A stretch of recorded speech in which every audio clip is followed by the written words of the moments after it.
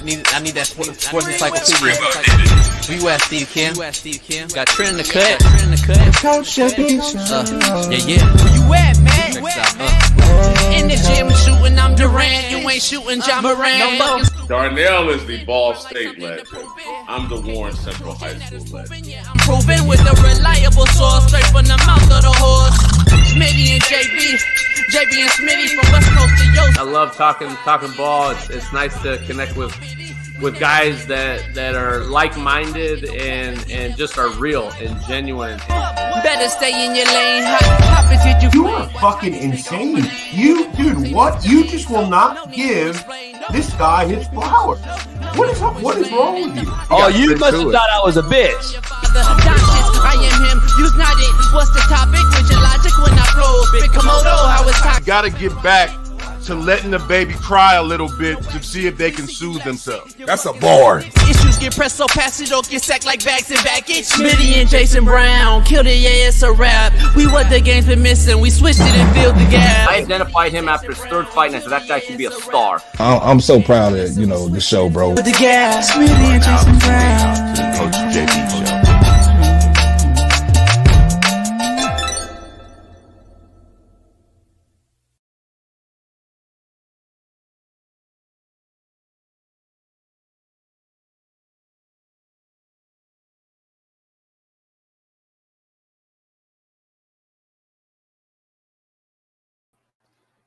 What up? We are in the building. It is Talk That Talk Tuesday Talk, and I will talk back.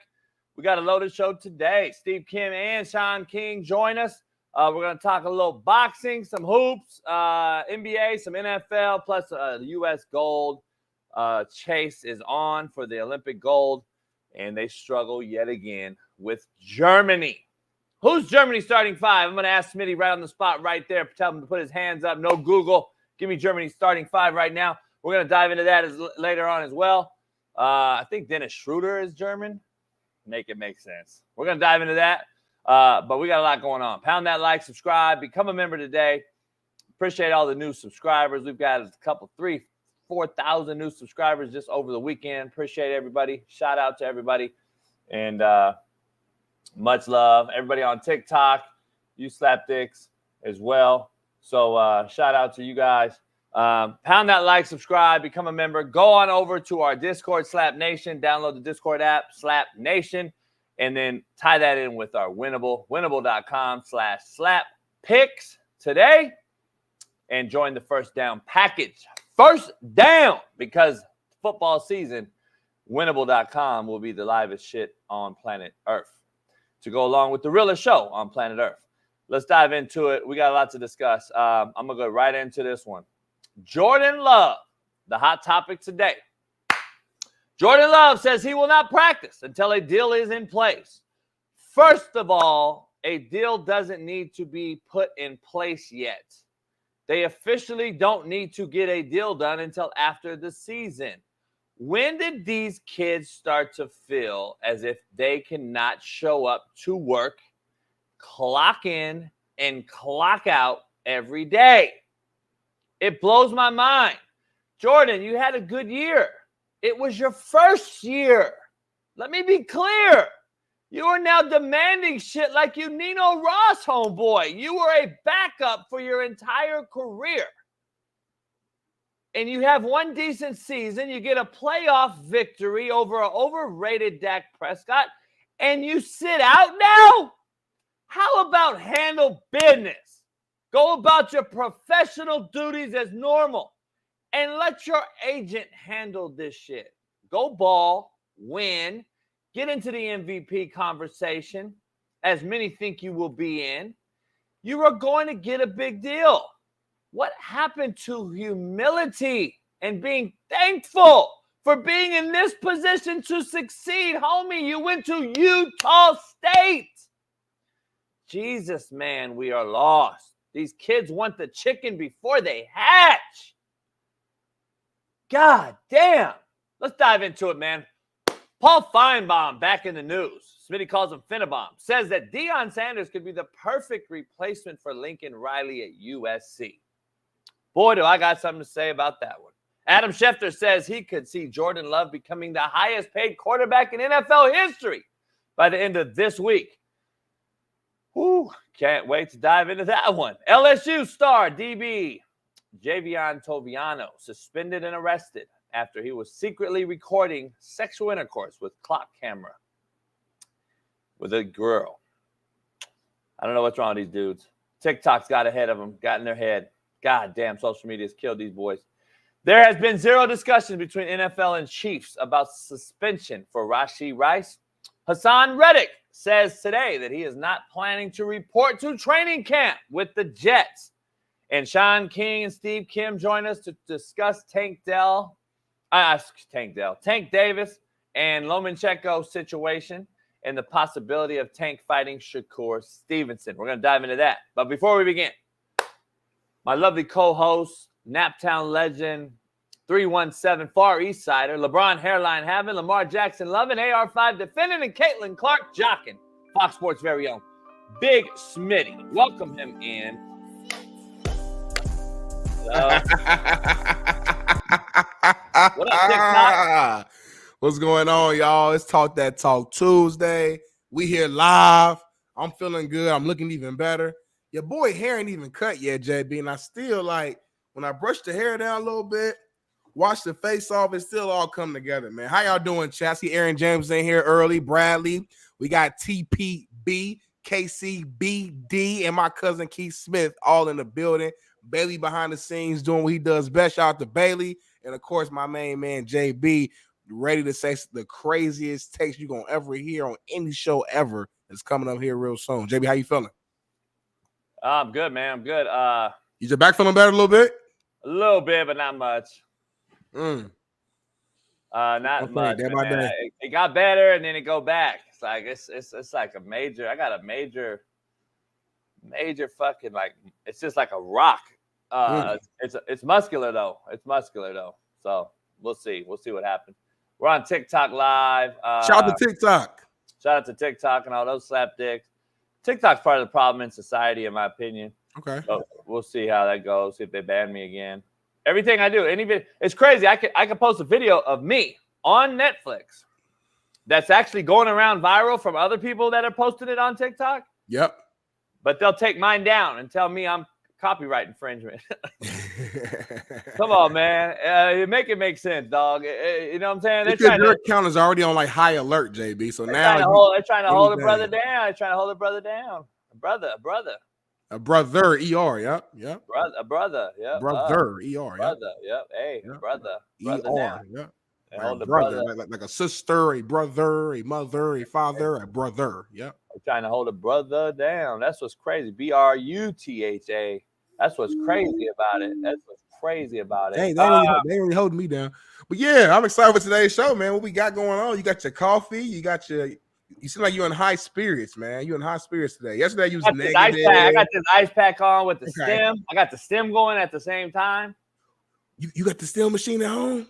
Oh yeah, I got it all. Short, fast, skinny, tall. I do it all. So I got the stem cracking. You see all these wires hooked up. I got the stem cracking. I got the ice on over that. Damn, that's what I need, that stem machine, boy. I miss treatment. I really miss just getting treatment every single day. I took that for granted at Ball State. Having them, use their tools to just scrape me and dig my knots out my back, and I miss. You ever had a gawk in the stem room? Yeah. From the trainer? Oh, was you married at that time? Tell me more. You tell me more. I asked you to. No, I want to know more about your experience though, like in the training room and like how that went, like by the actual trainer, the actual head trainer, like the woman, head trainer. Yeah. Explain that story to me real quick. I'm just curious, like how that asked you a question though, and then you said and you moved away from the screen. That's why I was wondering, were you married at that time? I'm tripping. I didn't know, and you know what I'm saying. But anyway, we're moving on amicably. It's called a head trainer for a reason. I don't know if you knew that or not, but that's what we called her, a head trainer.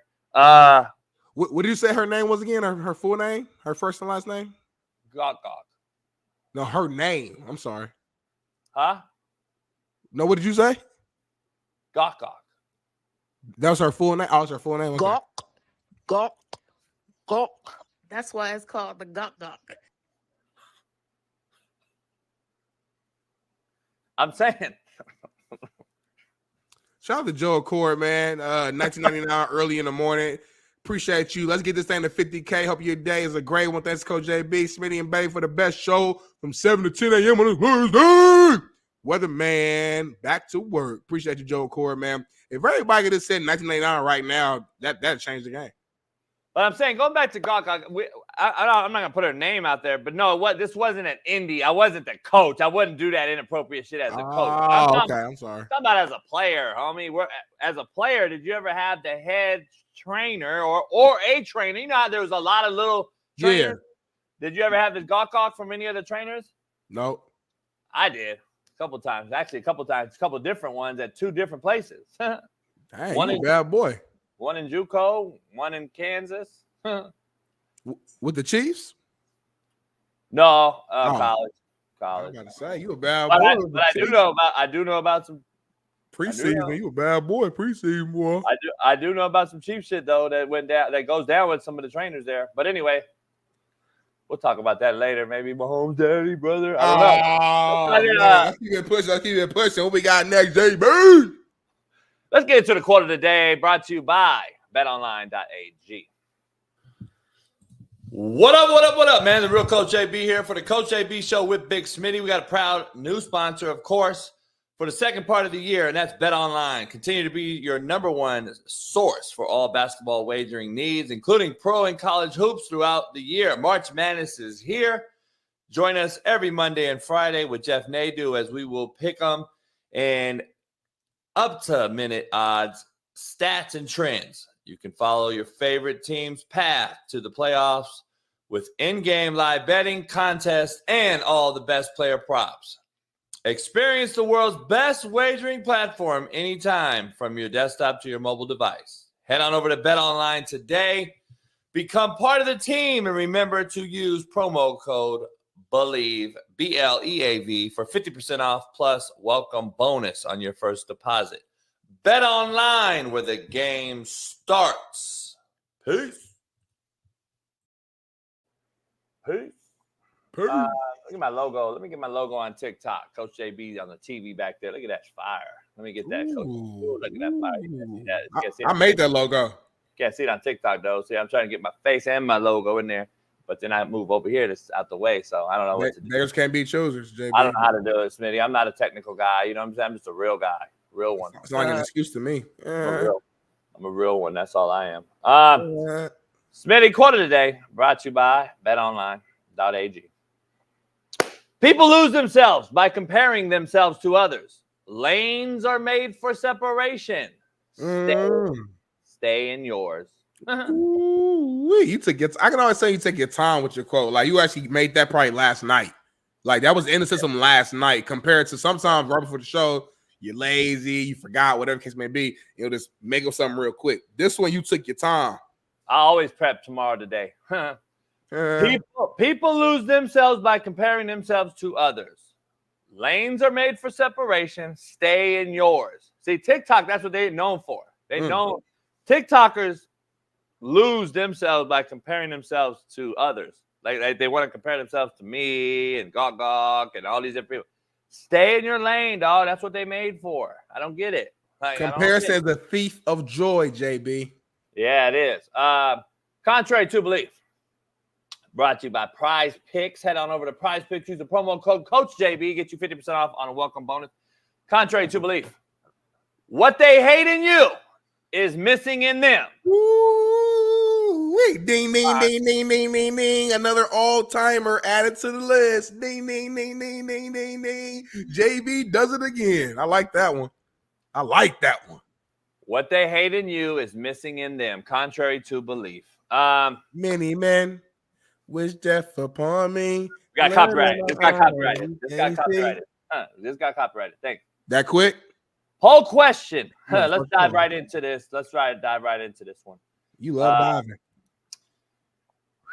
Whole question. Could Deion Sanders win at USC? I think there's too many questions to answer before this question can even be answered, though. Like, I don't understand. Like, that's what's crazy. Paul Finebaum, that you call him. I call him Paul Finebaum, which is his name. You call him Paul Finebaum. I got to find out why you would think why Paul Feinbaum is thinking that he needs to become uber relevant right now. He's been in the news every day because he's doing some hot take shit. I really don't mind it. It don't matter to me. But he's saying, like, after this season, he's the guy to replace Lincoln Riley. Now, I'm hearing Lincoln Riley's seat is hot. I'm hearing it for a lot of different reasons, too. I heard last year it was a foregone conclusion. He would have left to the Raiders if he would have got that job. He was a Raider. And Kingsbury would have been the SC coach. Kingsbury would have been the SC coach. Remember, I predicted it on the show. And I know for a fact that it was like this far apart from happening. And Antonio Pierce got the job, which I'm glad he did.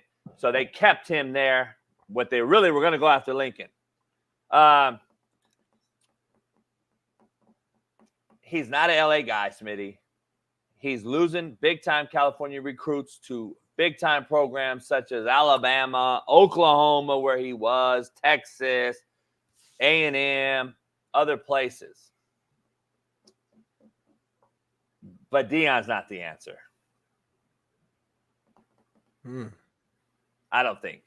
Well, let me jump in real quick, man.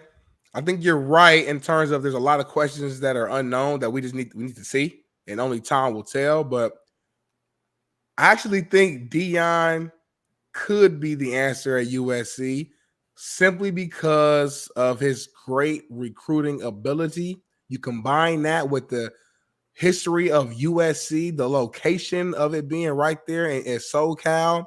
I can only imagine the type of star-studded athletes and players that Deion could get to SC. You couple that with the NIL capabilities and the money that he could get at SC compared to Colorado, and all the resources added to that, being right down the street from Hollywood. And I'm just thinking about everything that's combined to USC just naturally because of his history. And you add that to one of the greatest players of all time in Deion Sanders, who's also, to me, one of the best recruiters currently coaching the game right now. He puts the right staff around him, man. I could see USC coming back up to the forefront. He has Snoop Dogg and The Rock and these cats coming to Colorado. These cats was going to SC years ago. You know what I'm saying? This is where they live. This is home for a lot of these mega stars. Kids who are getting recruited or thinking about transferring, they see that. And that's something that's attractive to them. If you're an 18, 19-year-old kid, a 4- or 5-star guy, you want the limelight, you want the money, you want to be around that. So I could see him from a pure recruiting ability and standpoint be a big time answer from getting the right players there. Now he will need experienced staff around him, but that to me is the job of being a really good head coach. Like, especially if you're young and somewhat inexperienced, you want to put the right staff around you to make sure that the system and the train moves forward. Man, that's crazy sounding to me. Because we forget all the time that you've been on this show, like, praising and worshiping this man for the staff that he's hired at Colorado. You were the one that said he had 5,000 years of experience in the NFL. He's got 500 years of NFL experience staff. Now he has to put together a better staff. I'm trying to figure it out. I thought he had the best, I thought he had the greatest staff. Remember we had that argument on this show, and I'm like, 200 years of NFL experience does nothing to college football. Real quick, I don't want to cut you off. Sir. Let me clear myself up. I'm not saying this staff now is bad. We really don't know yet until the games happen. I'm just pointing out the fact that if you go to SC, the reason why I'm saying I think it could be a huge success is purely because of the recruiting side. I'm not talking about the X's and O's side. So the reason why I said the staff around him would matter because of the X's and O's side. And again, Deion still being a young head coach in this thing. I'm not saying the staff he has now isn't good in that. We shall see. I'm just pointing out the fact that the one hiccup per se, or the one focus that I would say that he would really make sure that he needs to do is having that proper staff around him. Remember, the last time USC was a true powerhouse was the years that Pete Carroll was there from. I think it was 01 to 09. was when they were a true powerhouse. I think they went to like 9 bowl games. He won 7 of them. He had like an 84% winning percentage.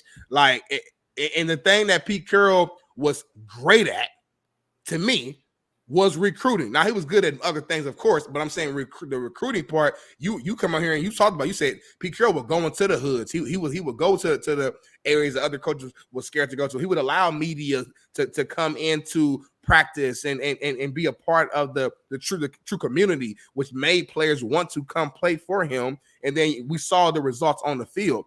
So from a recruiting standpoint, I can see Deion bringing that same type of aura. But Deion, he won't mind having the local media come in there the way that Lincoln Riley does mine, and he puts a stop at it right now. Deion, he wants the media. We talk about Deion sometimes doing it too much, allowing too much access and recording too much stuff.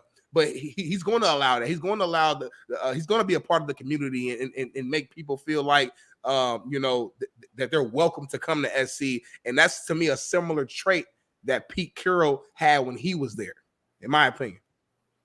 Yeah, comparing him to Pete Carroll is absolutely only recruiting side. That's why I was real specific, because I knew you was that was gonna be your little trigger point. It's still not even close. Pete Carroll retained talent; he didn't lose it. Let's be clear. Because it was a different era, JB. Yeah, I get it. Pete Carroll, but there was no they had no choice. You can't compare him. Then you can't compare him. They had no choice. Then don't compare him, because you can't. I mean, I'm just saying, because if you're going to go right to a person and then you're going to go back and refer to the era, then how does that make sense? Don't compare him then. You can't. So you can't. So are you comparing Pete Carroll or are you comparing him to the era? On the recruiting aside ability and the fact that he will go to the community, the fact that he will make like top guys want to play for him. Yes, I'm comparing him to Pete Carroll in that sense. I am. That's it. Well, you can't. For the simple fact, for the era, like you can't, because I just mentioned era and then you said, oh, well, you can't. Well, then you can't compare him to Pete Carroll. It just makes no zero sense. Let's just keep it to what we know about Deion. All right.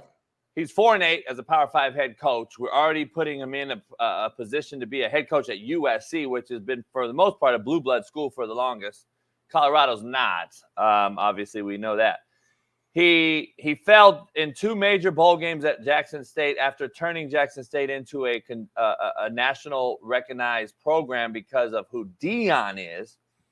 He took shitty facilities, turned them around. I know what it is. Basically, he did what a JUCO coach would do at a JUCO, what I've done many times.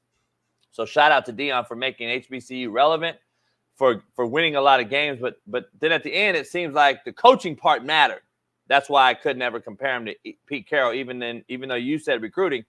Pete Carroll was still the best football coach in the country at the time of him being the best recruiter. No question. So, like, a 4-8 guy, which hopefully he'll have a better season, and we'll see where the Ducks everything lands. But to be putting him in this conversation already, just to me, is kind of a slap in the face to so many other coaches who have actually earned the right to be in that discussion. Deion hasn't earned that right yet. Deion has been put in that position because of who he is, Deion Sanders, not because of the coach that he is. He's not the great coach yet. I think we can all argue that. Like, he's learning on the run. He's actually throwing shit at the wall, see if it sticks. And that means, to me, you're learning on the run. We've all been there.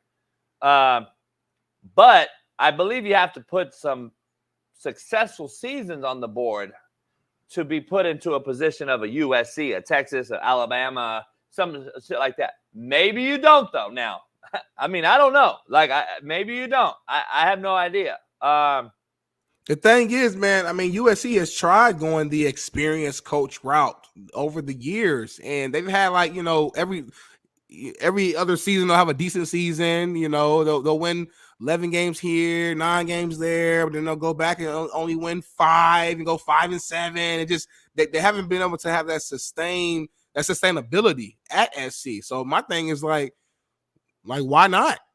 Like, why not try something, you know, different? Again, this is assuming, let's say Lincoln Riley goes out here and shits the bed, and they go out and win, you know, 6-7 games. You know, that's what we're talking about. Now, if he goes out here and he wins 10-11 games, then this conversation is null and void. Like, it's a pointless conversation. He ain't going nowhere unless he wants to go somewhere. And if he does go somewhere, that means he's just leveling up to the NFL.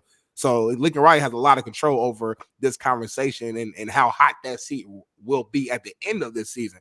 But if he does go out there and have a poor season, it's like, shoot, you've tried the experienced coaches. Lincoln Riley is an experienced coach. I had a ton of success at Oklahoma. One of the great offensive minds in the game. I know Sarkisian was there, I think, for a hot second. Clay Helton. You had a lot of these like experienced coaches there, and for whatever reason, no diss to them, they just couldn't figure out that funk, that energy. They couldn't get back to what SC really was. So it's like, but I already told you why. Deion be that much worse? I've already told you why, though. You said you need somebody from LA, from Cali to be the coach. Why? You just named 4 guys that don't have no LA ties who failed miserably here. Like what? It's not a.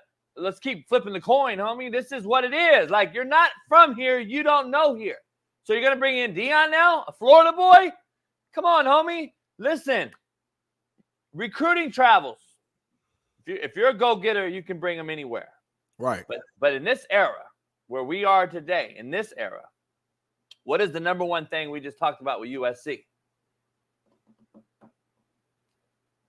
Them losing homegrown, number one talented kids. Yep. So what makes Deion so different that he's going to keep those kids? Remember, we already talked about what's failing in this state of California. So it would be an act of God to keep this top-tier talent here in California if they're willing to go to Alabama from L.A. to College Station, Texas, in the middle of fuck nowhere, to the middle of nowhere, Missouri, mm-hmm. in the middle of nowhere, fuck all these different places. Come on, homie. You really don't think Deion could keep a good amount of those in state? He was at SC. Like, you don't believe in his recruiting. Again, I'm specifically talking about recruiting, JB. Like, Deion is a good ass recruiter. I look at it different, Smitty. Talk to me. Just because you sign a kid in January okay, doesn't mean shit if he don't play for you. How many dudes has he signed that never even played for him? And this is not a shot at Deion. This goes for every coach out here. There's coaches that sign 5-star dudes in January every year and don't end up playing for them. Recruiting is retaining. Recruiting is replenishing. Recruiting is adding on to your retained talent. This is not what coaches do anymore. It is a full-on roster turnover every quarter of the season, of the year, of the actual fiscal year. It's a quarter turnover. That means January goes winter conditioning. You get to spring ball March, April. Guess what? 30 new kids. Turnover. You go from March to April, spring ball. You go to summer ball. Guess what? 30 new players. You go from that third quarter to the fourth quarter, which is the fall season. Now your freshman that hopefully you signed from high school comes in to your new blood. And guess what? You are now been back in the portal because guys have left the other schools. And now you bring in another 30 new guys in the fall. So you have 4 groups of new kids in a school, in a program that either A, don't know how to win, B, has no culture, C, has no philosophy, or D, you're using an entirely new philosophy every quarter of the year, meaning you have 4 philosophies in 4 quarters of a season, and there's no way that's conducive for success. You know, based upon your definition, though, JB, and I'm not saying you're wrong, I'm just listening to you. If recruiting is retaining, nobody recruits now and then. That's what I've been saying. I've been saying on the show. Like, literally, nobody I just said it. I'm not taking a shot at Deion. This is everybody. This is a landscape problem. This is a college landscape issue. So if that's the case, then are you indirectly saying that there's no answer for USC? Like, even if you guys do get a guy who's from LA, from Cali, become the head coach, because of the era and the time that we're in now in the transfer portal, you're not going to be able to retain the kids either, whether you're from here or not. Yeah, USC is dead, homie. That's my personal opinion. USC is dead. Like, I don't see a way out. Now, before we move on to our next topic, just one more thing I'll add to this, kind of being devil's advocate. Correct me if I'm wrong, but then just 2 years ago, when it was Caleb Williams' Heisman year, I think it was Lincoln Riley's first year there. Didn't they go 11-2 or 11-3? If I'm not mistaken. Now I think they lost against Utah twice, so it didn't. You know, it was a bad year. Not a bad year, but it was a bad ending to the year, and that's not how you want to end your season. But 11-3, pretty damn good now. Like if somebody told you, hey, Lincoln Rise gonna go out there and he's gonna win 11 games every year, I think people would feel pretty damn good about that. So, like, again, let's give him time. Let's see what he does this season. Last year was an off year, especially with the quarterback you had and the hype around Caleb Williams. Only win, I think, 8 games is definitely a down year. But let's see what he can do now. Let's see what I think this is the year that he has to, like, coach. He doesn't have that superstar quarterback per se, where everyone already knows about him. Let's see how he can really implement this team and get this team going. Let's see if the defense can improve. He's always known for not having good defenses on his squad. He has to know that as a head coach. So hopefully there's some changes on that front. And we shall see, man. We shall see. I'm going to give him the benefit of the doubt for this year. But if he has a bad year this year, it's a wrap. So, but let's be honest, though. I just don't see how Deion Sanders' name is in the mix. That's the question. That's the whole question. Your boy Paul Finnenbaum brought him up. You wanted to talk about him. I get it, but all I'm saying is there's so many other coaches that are more privy, or let's say more experienced for the SC job. That's 1,000%. And it's all hypothetical, and it's all because he's right now is Deion.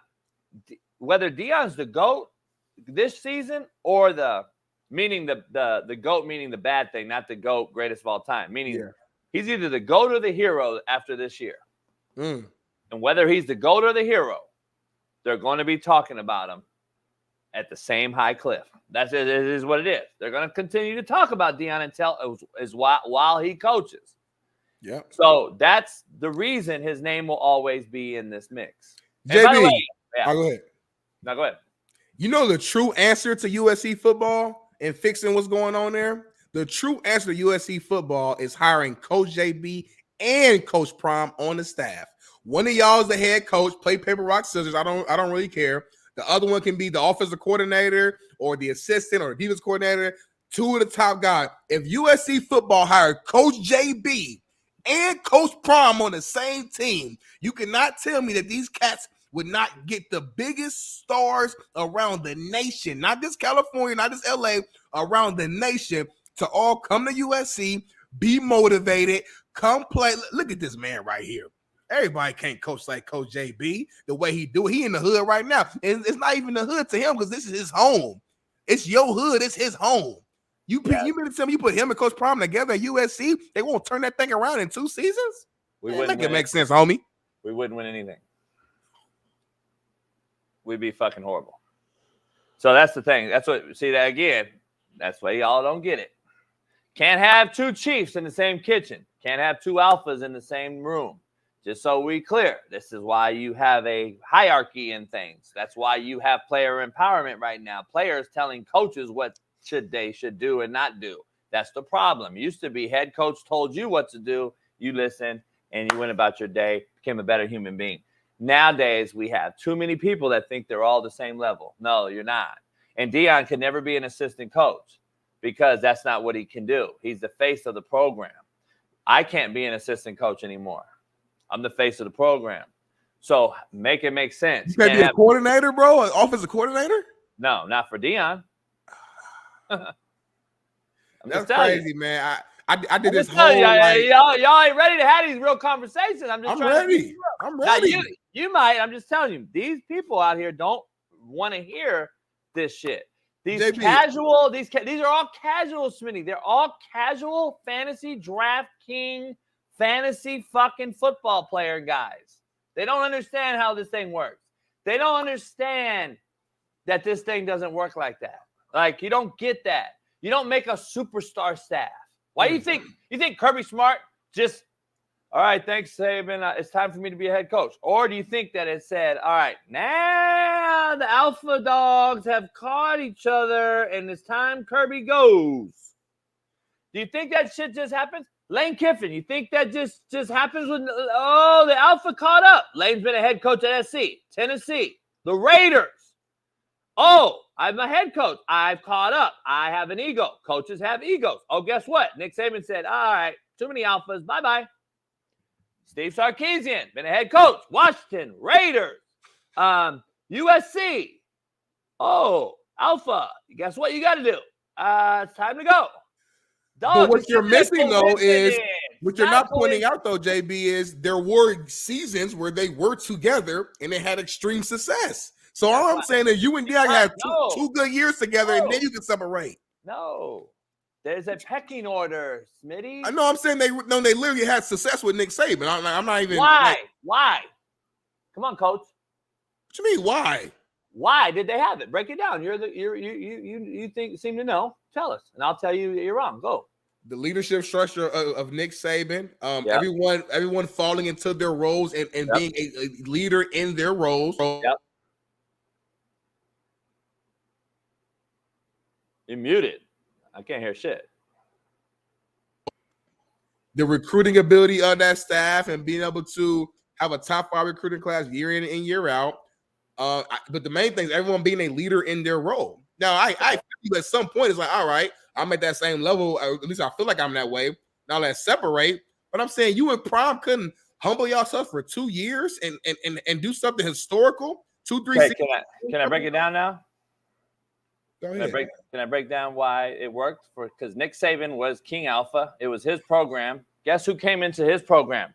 Lane Kiffin. Why? Because he was a fired coach looking to rebound and having to get his name corrected. And who's the guy that fixed his name? Nick Saban. So Nick Saban took him in. He had a relationship with Lane Kiffin's dad, Monty. And guess what? It's all relationships. Brought him in, refixed his career, got him a head job. But remember, the Alpha started to act up. If you noticed, right before the national title game, he fired Lane, made Sark the OC to call the game, and you fired him on the week off before the national title game. So guess what? He left and became the head coach at Ole Miss. Steve Sarkisian, why did he get hired at Alabama, Smitty? He got fired at USC. He was fired at USC. He had a bad character flaw floating around, an aura about him, and Nick Saban fixed his career. Guess what happens when you fix people's career? What happened? Don't the guy that needs the fixing fall in line? Oh, you act like Saban hired fucking Bill Belichick, homie. No. That's the difference, Smitty. That's like hiring me and Deion together at the same time with no issue is oil and water, oil and fire. It doesn't work. You fix people's careers, there's a huge difference in pecking order. There's a huge difference in, where you are. I'm grateful, Smitty, for you, Nick Saban, to get my career right. I'm going to do whatever the fuck I got to do to make sure my image is fixed so I can get a head job at Texas, at Ole Miss, blah, blah, blah. We don't have that issue. We're not coming off of that. But hold on. There are some similarities. Like right now, your image in the coaching world, for whatever reason, right, wrong, or indifferent. My image is done. I'm done coaching. Okay, but again, we're speaking in a hypothetical, though. So you're using this the same example.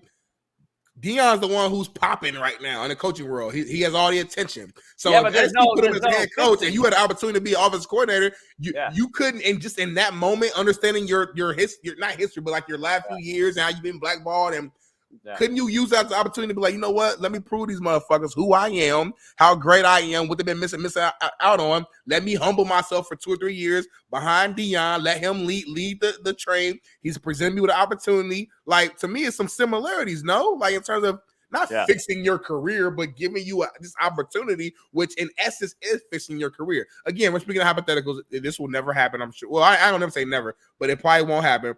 But I just feel like I feel like you're not giving yourself full credit of your capability to be flexible as a coach. Yeah, it's not about full credit. It's not. I've been out too long now to where it's not like I'm a year out. Right. That doesn't fit my mold here. And just to the people out here, all the dick riders like G Wizzy and all these fucking dick That's riders. my guy, though. G Wizzy is my guy. He's a fucking idiot if you think that's your guy. But let me tell you, he thinks that show, The Last Chance U, wasn't edited. He doesn't even know that clip where I told Malik, don't say that, don't embarrass me on TV. Does he know that was a scrimmage that they edited into the game? What? But no, G Wizzle's so smart and I forgot he was there. You guys are embarrassing, homie. You're embarrassing. You're actually. G Wizzy was one of the camera operators, JB. G Wizzy is actually, I get secondhand embarrassment from a fucking moron who acts as if he was there and knows what happened. He acts like he was in Netflix's studio and editing the clips.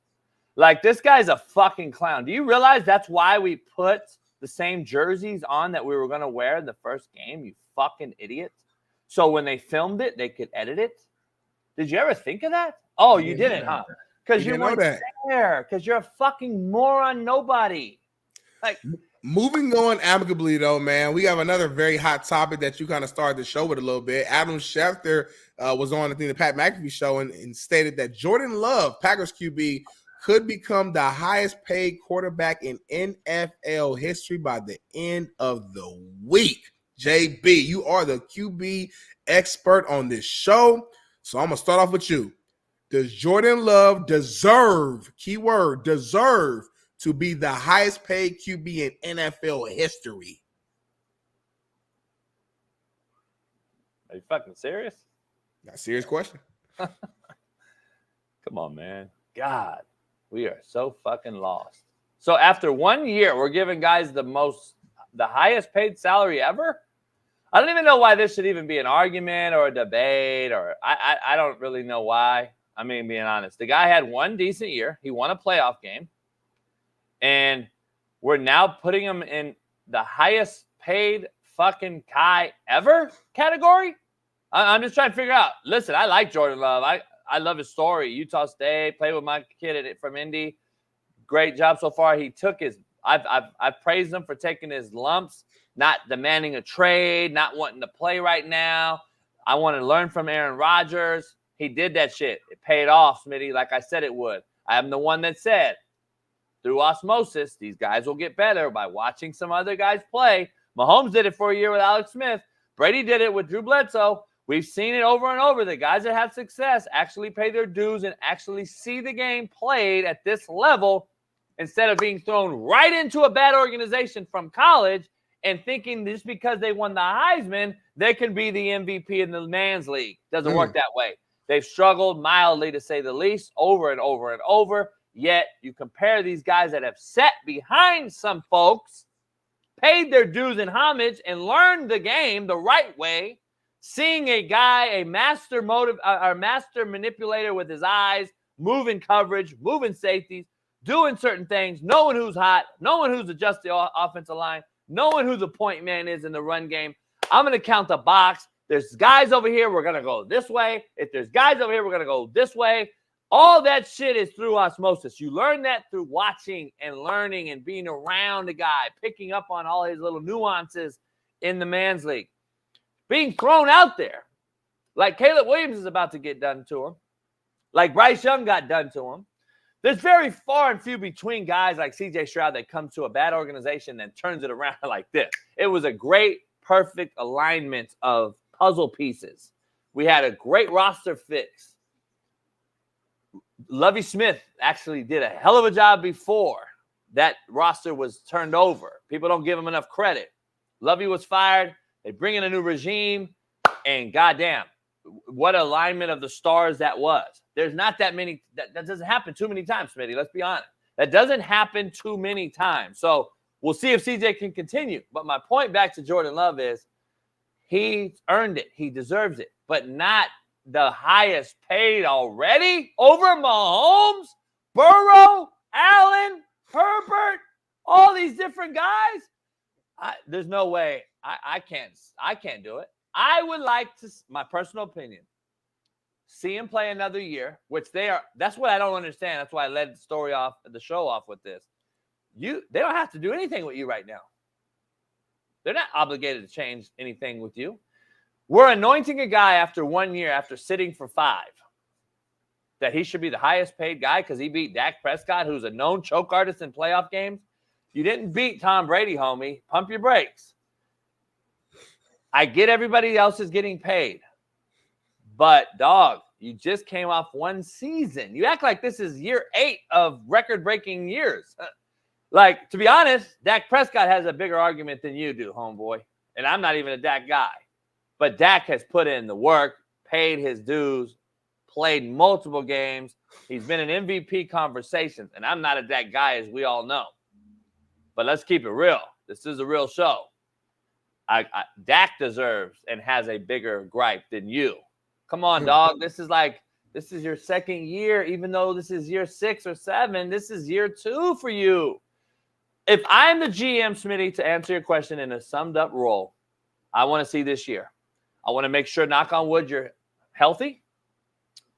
Because I would be goddamned if I pay you all this money and something happens like Aaron Rodgers' freaking nature incident. We don't want to see it, or knock on wood, but let's be honest, it happens. So, and I also want to make sure you don't have a sophomore slump of your own. And that is just what I want to do. Highest paid ever, Smitty, is crazy talk. I mean, let's just be honest. Why? What have you done?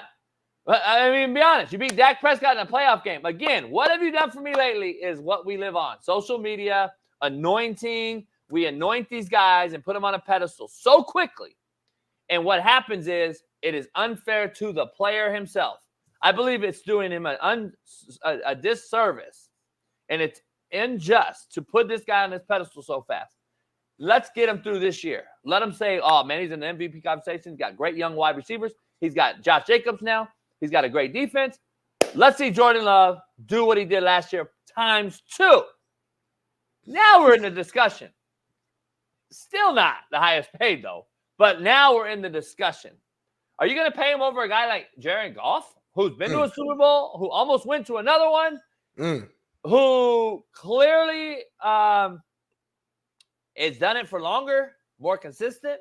Are you going to put him over a guy like Josh Allen, who's every year seemingly the favorite odds on to win the MVP?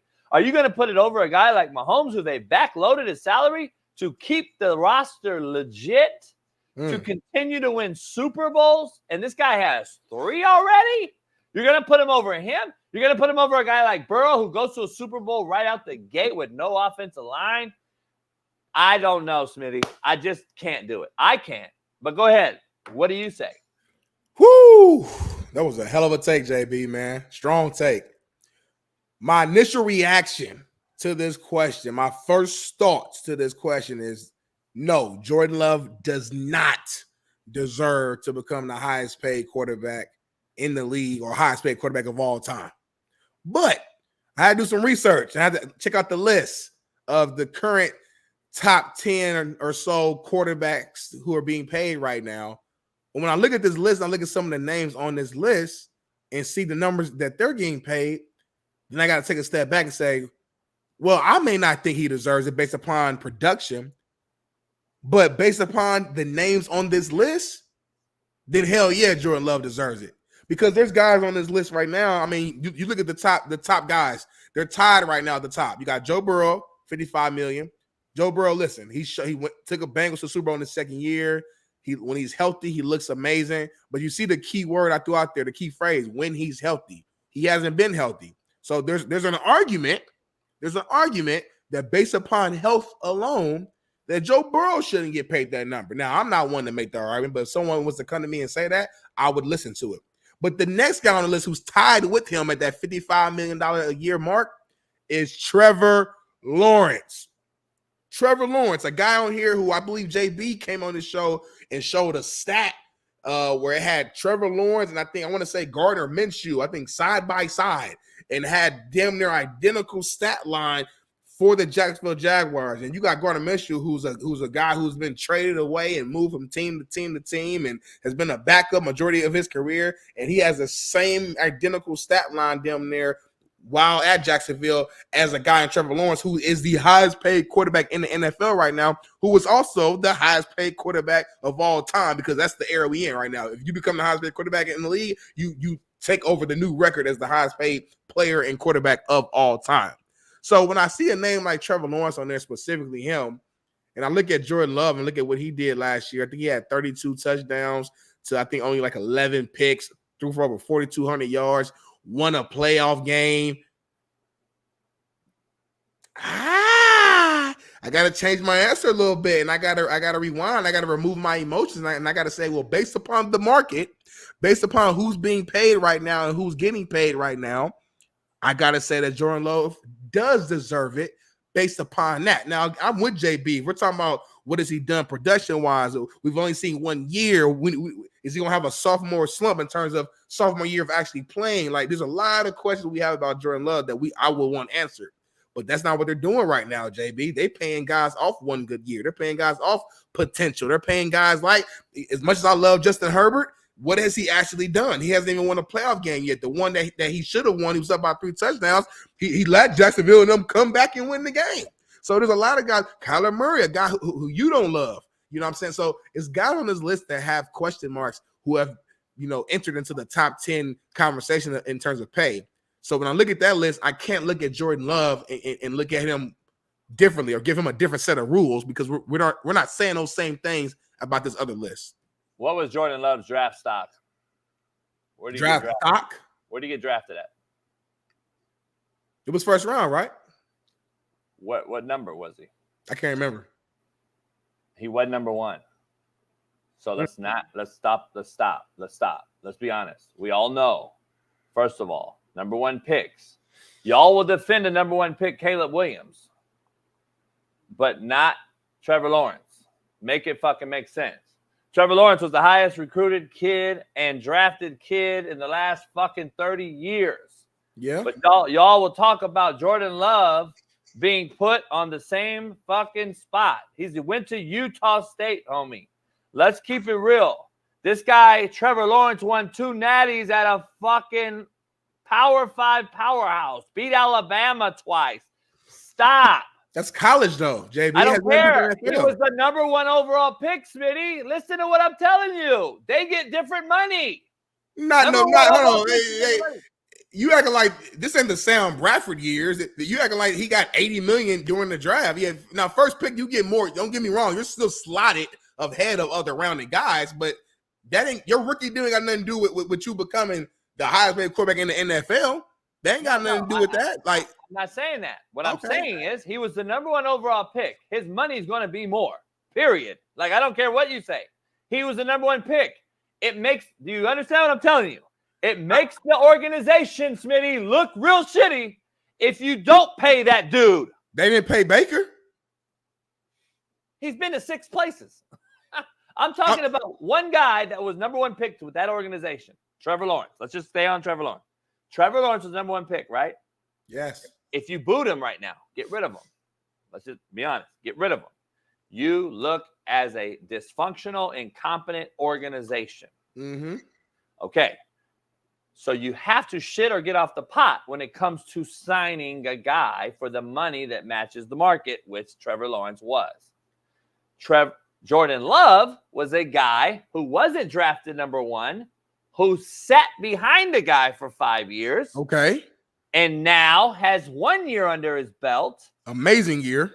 Okay, 1 year. And now we're already talking about highest paid ever?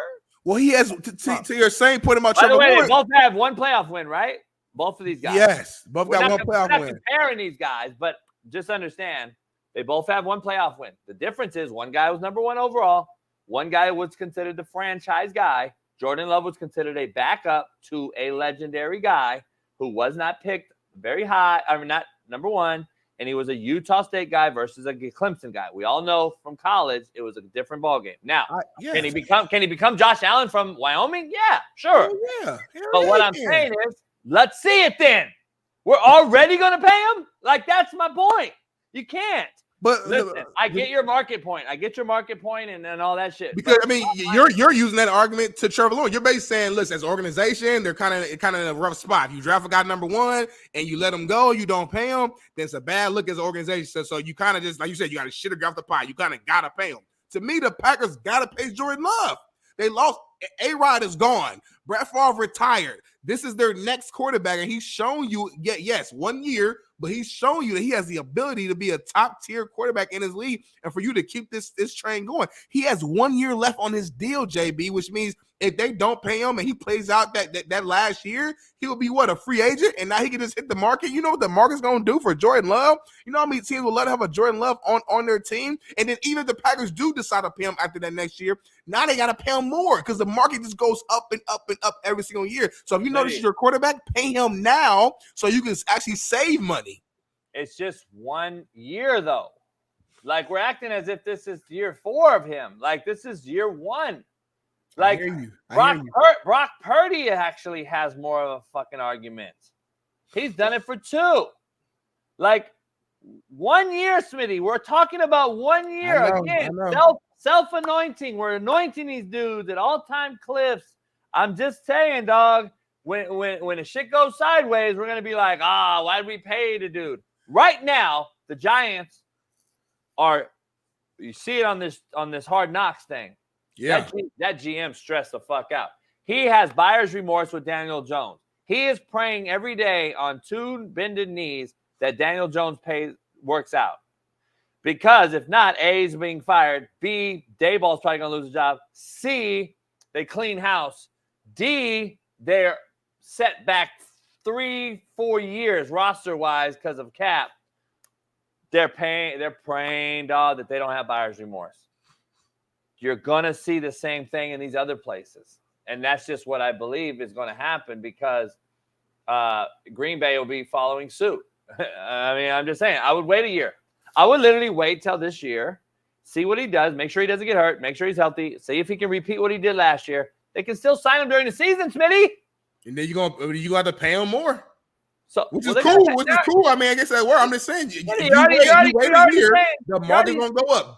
Dak's going to get paid, to your point. Other quarterbacks are going to get paid. So now you got to get more than Dak. Now how's he going to get paid more? You're already talking about making him the highest paid ever. How's he going to pay him more? Because every year, whoever's up for contract, whoever quarterback's up for contract, they become the highest paid. Like Trevor Lawrence is the highest paid right now. But then if Jordan gets $60 million, he'll be higher. And then Dak gets $65. They just keep doing this. You're still going to pay him during the season. But guess what, Smitty? If he's balling, guess what he is? Worth it. He ain't worth it right now. If he's balling game 14, guess what? Holy shit, this guy's the guy. Let's give him. Fuck it. He has earned more money then. To my point. That's my point. Make him worth it. Make him show me. I'm going to give him it after 1 year before the season? No. This is why you made a point like probably about 2 months ago about there needing to be a separate salary cap.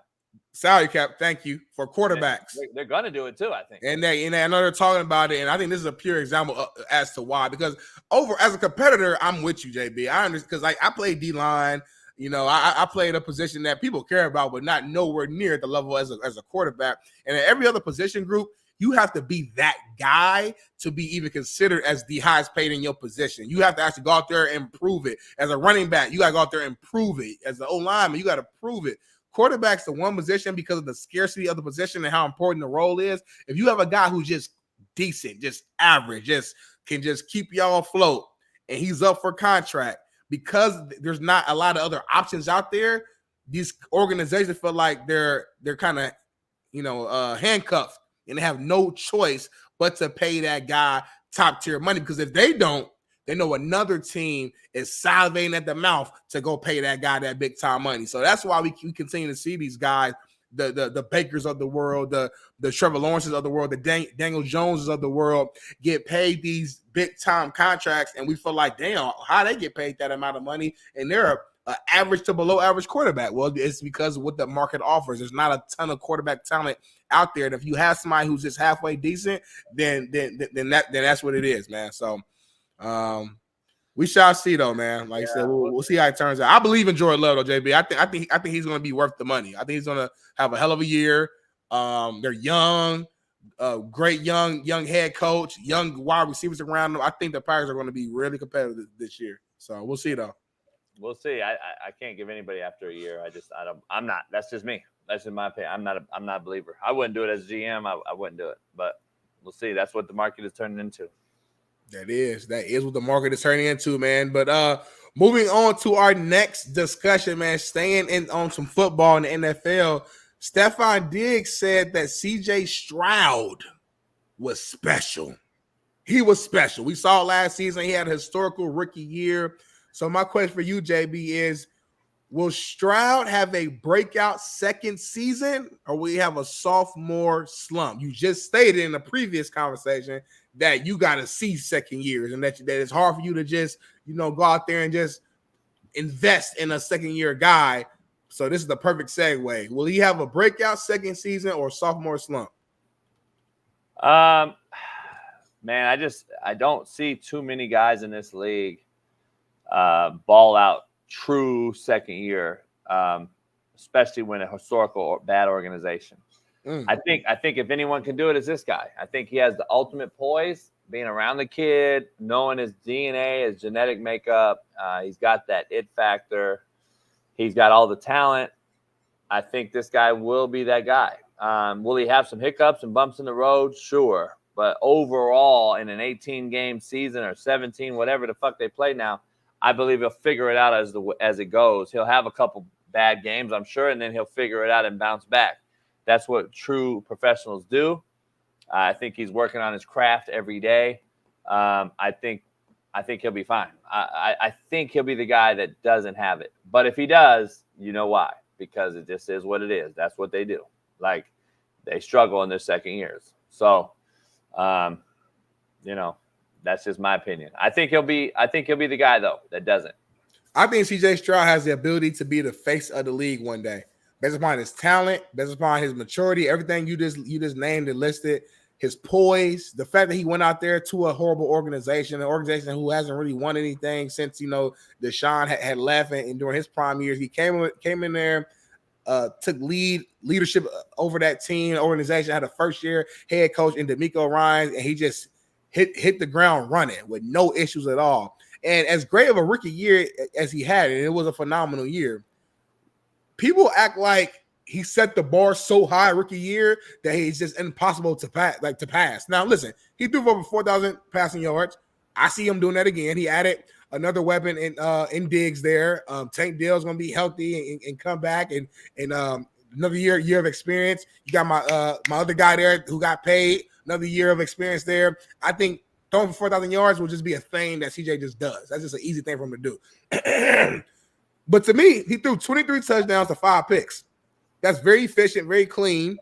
But 23 touchdowns ain't some all-time record that CJ just can't pass. I would not be shocked at all if CJ goes out there this next year and throws for 30 touchdowns and 8 picks and 4,500 passing yards. Like, to me, that's very doable, especially in today's league with the rules obviously favoring quarterbacks, favoring offenses as well, and just him having another year under his belt, another year of experience. As long as he stays even keel, he doesn't let the hype get to him. I see no signs or reasons as to why CJ Stroud will just have some down year. Now, I get it. Guys have their sophomore slumps. But, I'll have to really do a deep dive into quarterbacks and looking into their history of their second year. Because there's guys, too, who had bad rookie years and then balled out second year. Peyton Manning comes to mind, obviously. It's crazy. It's crazy what you just said, too. In this offensive-driven era. You just said it.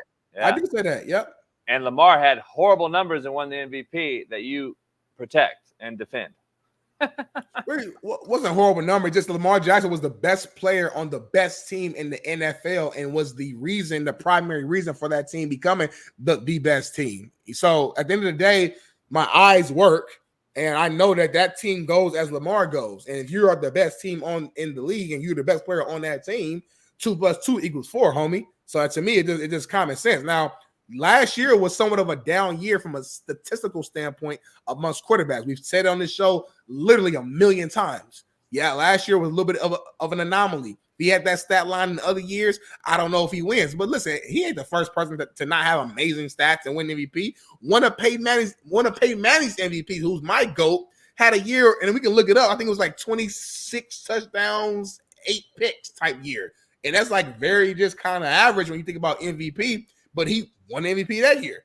And my point is each season is its own entity. So like now this next season, maybe the bar might be higher. Maybe you got to go throw 40 touchdowns and 2 picks to win. It just depends on how the overall group of quarterbacks are performing that year. And I say quarterbacks because let's be real, ain't no other position going to win MVP no more. I just don't see running backs winning, receivers winning. I just don't see no other position ever winning MVP again. So the MVP has turned to a quarterback award, which is fine. That's what it is. So it just depends on how that year goes. I'm not going to take away Lamar Jackson's MVP because his numbers weren't amazing. They were still good. When you add in the rushing with the passing, the overall yards, the overall touchdowns, the record, the number one seed, everything together, I'm not mad at all. I think Lamar Jackson earned that MVP, and that's what it is. So, but back to CJ Stroud, I think he has the ability to be the face of the league one day, and I don't see him having a sophomore slump. Really, I don't. Yeah, only time will tell. We'll see. Yes, sir. Only time will tell, man. Well, we got one more big before you move on, the only thing I see, I told you, addition by subtraction. Stephon Diggs could cancel that locker room up, and you got a problem. Just remember, I said it. All right, go ahead.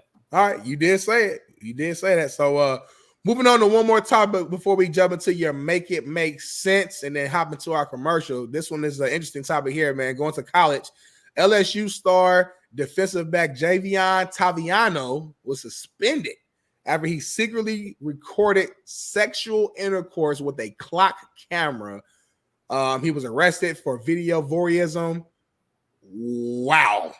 What is going on here, JB? What's your take? And this sounds like, correct me if I'm wrong, but it sounds like this was like a repetitive thing too. Like, it doesn't sound like this was like some one-off and then he just moved on. It sounds like he just had a camera set up and this is just what he does. Like, he just makes films without people knowing.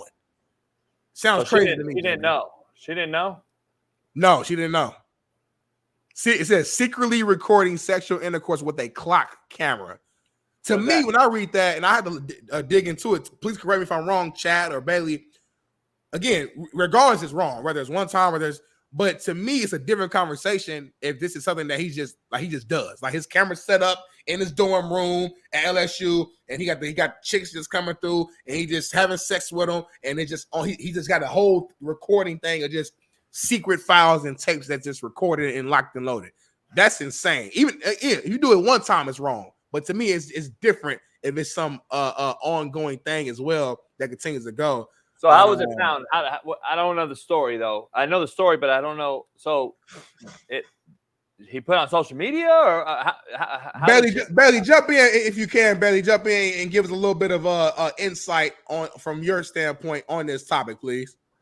Okay, so from what I understand, and I'm not too informed on this topic, it sounds like this kid was suspended by LSU and then arrested after the fact for video voyeurism, which I guess he was secretly recording having sex with a girl, and he got caught up, and obviously it's real fucking illegal and real fucked up. So how, my question is though, how I read that he turned himself in. So to me, if he turned himself in, the girl must have found out that there was a camera there and saw it somehow. Obviously, yeah. Otherwise he wouldn't just turn himself in. Well, that's my point. Somebody found the video, or what? Yeah, I'm reading it right now. It says the alleged victim told detectives she found videos of the two on Toviano's iPad that were recorded through a clock with a built-in camera placed near the bed. It says the woman also alleged that Toviano recorded them having sex in the past without her consent, and she said she made it clear that she did not want to be recorded. Toviano admitted to authorities that he used a hidden camera to record the sexual encounters, according to the arrest warrant. Wow. Well, there you have it. Yeah. Well, that's the issue. I thought it got on social media or something like that, and she found it that way. So how did she find it on his laptop? So what we have figured out, without doing any real deep dive into this, we found out that this guy is an absolute fucking moron. That's number one. All right, off the bat. So you filmed it, and then you got the fucking footage got cracked by the broad on your computer device. How the fuck are you that dumb? Number one. Number two, I'm glad he got caught, so he's not a weirdo out here filming everybody's kid, daughters, and sisters. But at the same time, you're a fucking moron. Number one. Number two, you have no game if you got a fucking fake hiding a camera. If you got to lie about it. I mean, Smitty, I'm going to be real. I filmed the bitch right here. I've recorded some stuff on before in the past. I'm going to keep it real, but she knew. So she knew, you know what I mean? For you to watch a little later, you know what I mean? For you to watch later, for y'all to watch later, for whatever.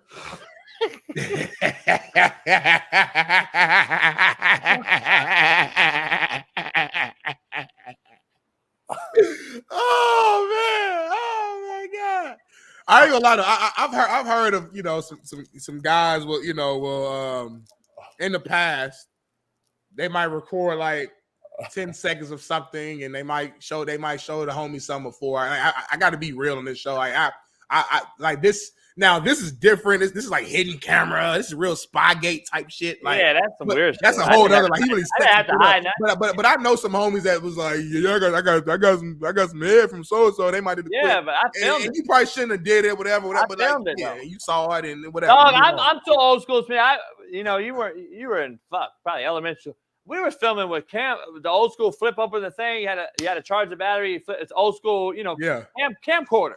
Yeah, like the real big ass camera. A little handheld. They made them like a little hand. They got smaller, but a little handheld like this. Yeah. Yeah, me and the homie. Yeah. Anyway, JB got real like VHS tapes. Yeah, I got a whole thing to this day. Like I'm not high. I don't hide it or nothing. Yeah, I got VHS tapes. I can break out, but I don't have no VHS player no more. So I can't. I miss those days. Well, a lot of people in the chat don't even know what a VHS player is. Like they don't know what we're talking about right now. I go back to beta. You don't even know what that is. What's beta? Beta, BETA. What's that? I don't know what that is. The smaller VHS tape. It was like this. So there was beta and there was VHS. Okay. And then I go back to fucking. So when you you older than a motherfucker, boy. Beta. When you went to the video store to rent videos back in the day. Blockbuster. Yep. Nah, Blockbuster wasn't even around. So there's regular mom and pops. It started with mom and pop spots. Okay. Then Blockbuster came and took over. And then you got Redbox and all that shit's way later. Yeah, Netflix and then Blockbuster and Hollywood Video were like battling. Hollywood Video, yeah. But those were after mom and pops. We had like a place called Omni Video. We had a place in the hood called just back in the back there was the curtain, all the porn. Yeah. It was like old school. I miss fucking the 90s and 20s and 2000, early 2000. I miss 80s, 90s, and early. Let's throw a 90s party at your house this summer before the summer ends, JB. A 90s theme party. Man, that'd be fire. Something. I just wish I could go back in time. I wish I could go back in time. But anyway. We got one more topic though before we go to your Make It Make Sense, man. The Connor Stallions topic. We got a Connor Stallions topic right here on the show. Netflix is releasing a documentary featuring Connor Stallions, the sign stealer. Connor Stallions shares his side of Michigan's alleged sign stealing scheme that turned him into a viral villain.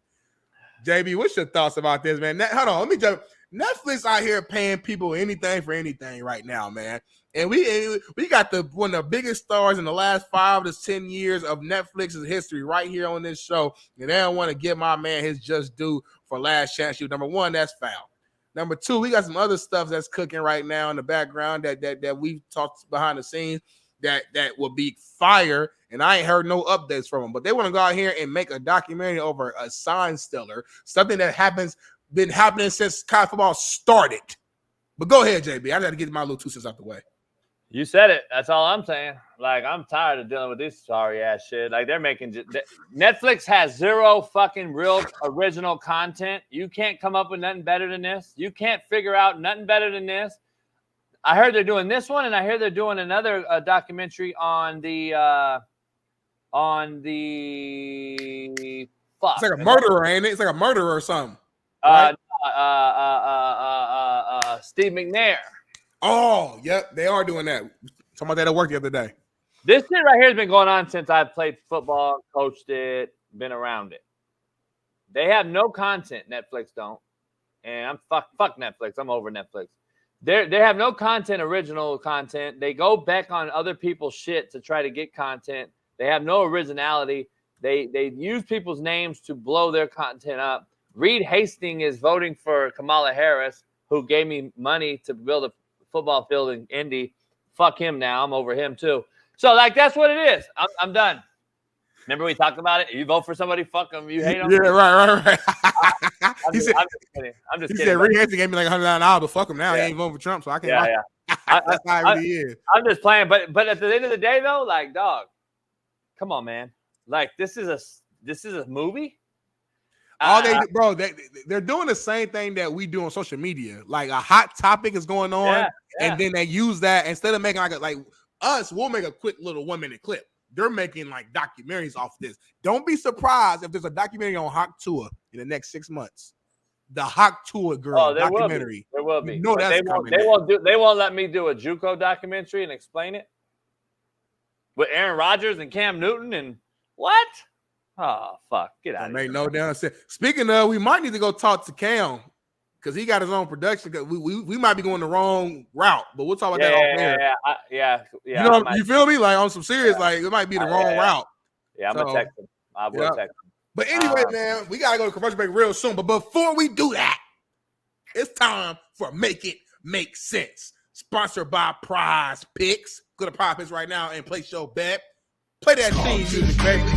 Without a doubt, it's Compton in the house. Without a doubt, it's Compton in the house. Without a doubt. Make It Make Sense brought to you by Prize Picks. Let me get this out the way real quick. I just want you all to think about this and make it make sense. Trump almost gets assassinated. We're going to go chronological here. Days later, Biden has a medical emergency in Las Vegas, Nevada, requiring self-isolation at home. Last public appearance was reported on July 17th, about 6 days ago, when deboarding a plane in Delaware. Make it make sense. In the time since then, Trump shows up at the RNC, accepts the GOP nomination. Chronological order: Nancy Pelosi, Chuck Schumer, Hakeem Jeffries ramp up pressure campaigns to push Biden out. It leaks around. WAPO reports Obama's not happy with Biden's election chances. Pelosi starts the operation. The deep state gets underway. Get Joe out the hard way, she said. Biden aides Ricchetti, Donalian execute plan to push him out. Hunter and Jill reportedly have a screaming match, screaming at each other in the White House. And then a resignation letter with a suspect digital signature with no official letterhead is issued on X or Twitter, whatever you call it. The White House staff is blindsided. Chief of Staff informs the cabinet and takes over the comms, takes over communications. Then the endorsements begin.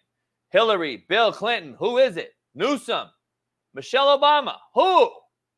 Finally, Obama speaks out, and then he says Joe Biden has been one of America's most consequential presidents. Then Kamala Harris shows up to take over. Finally, members, Frank and Valerie Biden, say that health was a factor.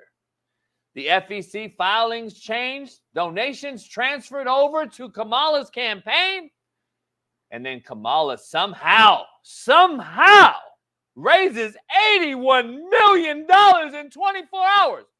$81 million in 24 hours. Mind you, Kamala Harris had this many votes 4 years ago for president. This many, 0.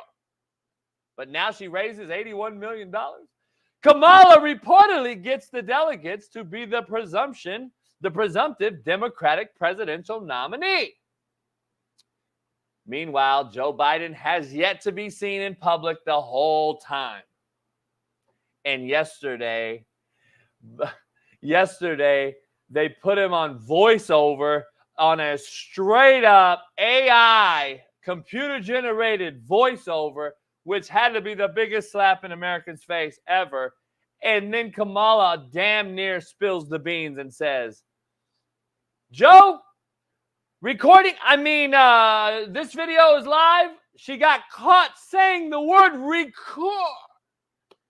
It is a fucking mockery. If this isn't a coup, then what is it? If this ain't a coup, what is it? Make it make sense. We'll see you on the other side after this commercial.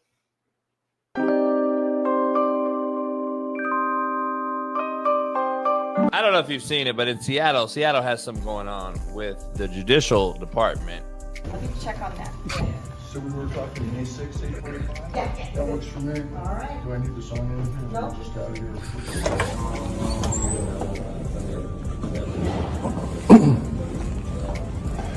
My comment about my client? Yeah. I just met her. She's really nice. She's really smart. She sounds like she's got the right idea about things. I really support what she's up to, and I think it's fabulous. How about that? God, she's accused of, what is it, criminal trespass? In the first degree, yes. Is she innocent or guilty? She's innocent, of course. She's innocent, okay. Well, she's caught on video being arrested and protesting and allegedly protesting. So I'm trying to get all sides. So My client has pled not guilty. My name is Stephanie Mueller. I'm in the directory for the Washington State Bar Association.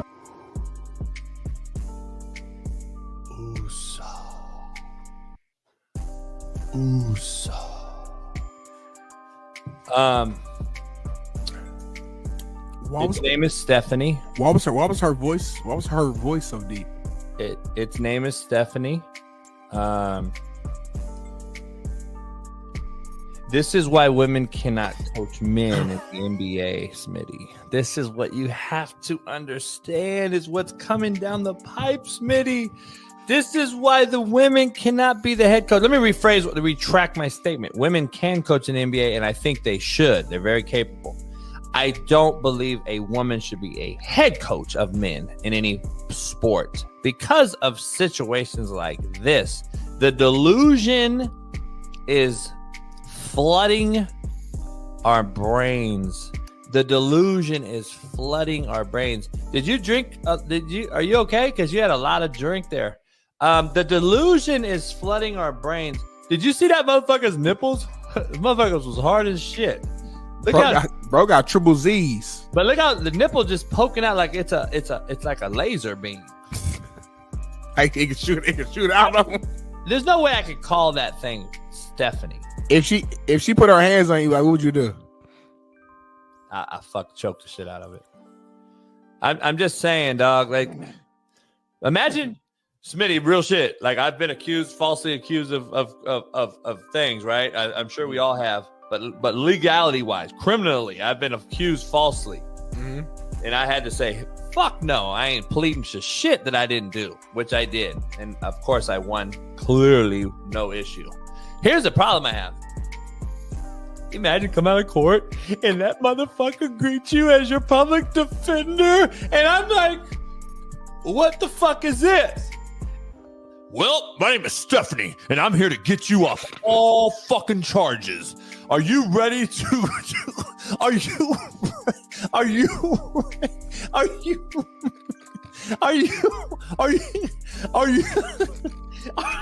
are you ready to fight this good fight?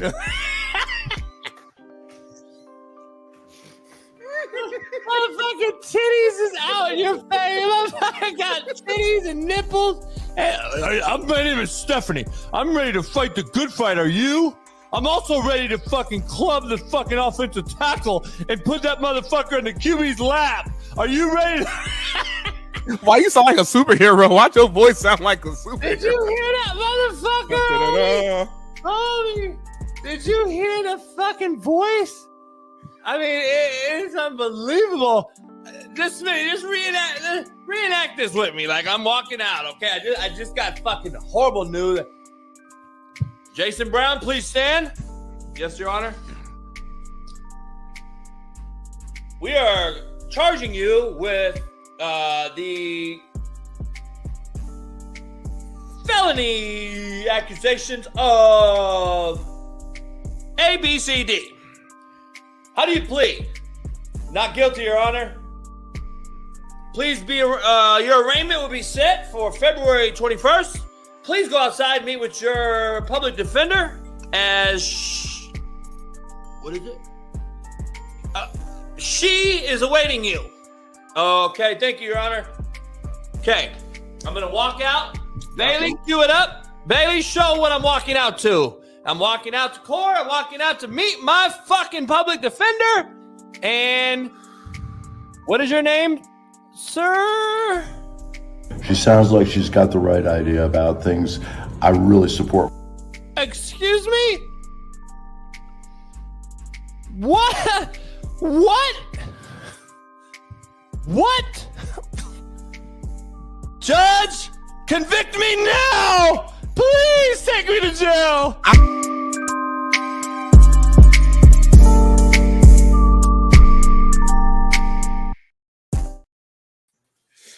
Woo, JB, I got the bubble guts, I think, man. I'm going to hold it to the end of the show, but I think I got the bubble guts. It hit me out of nowhere, boy.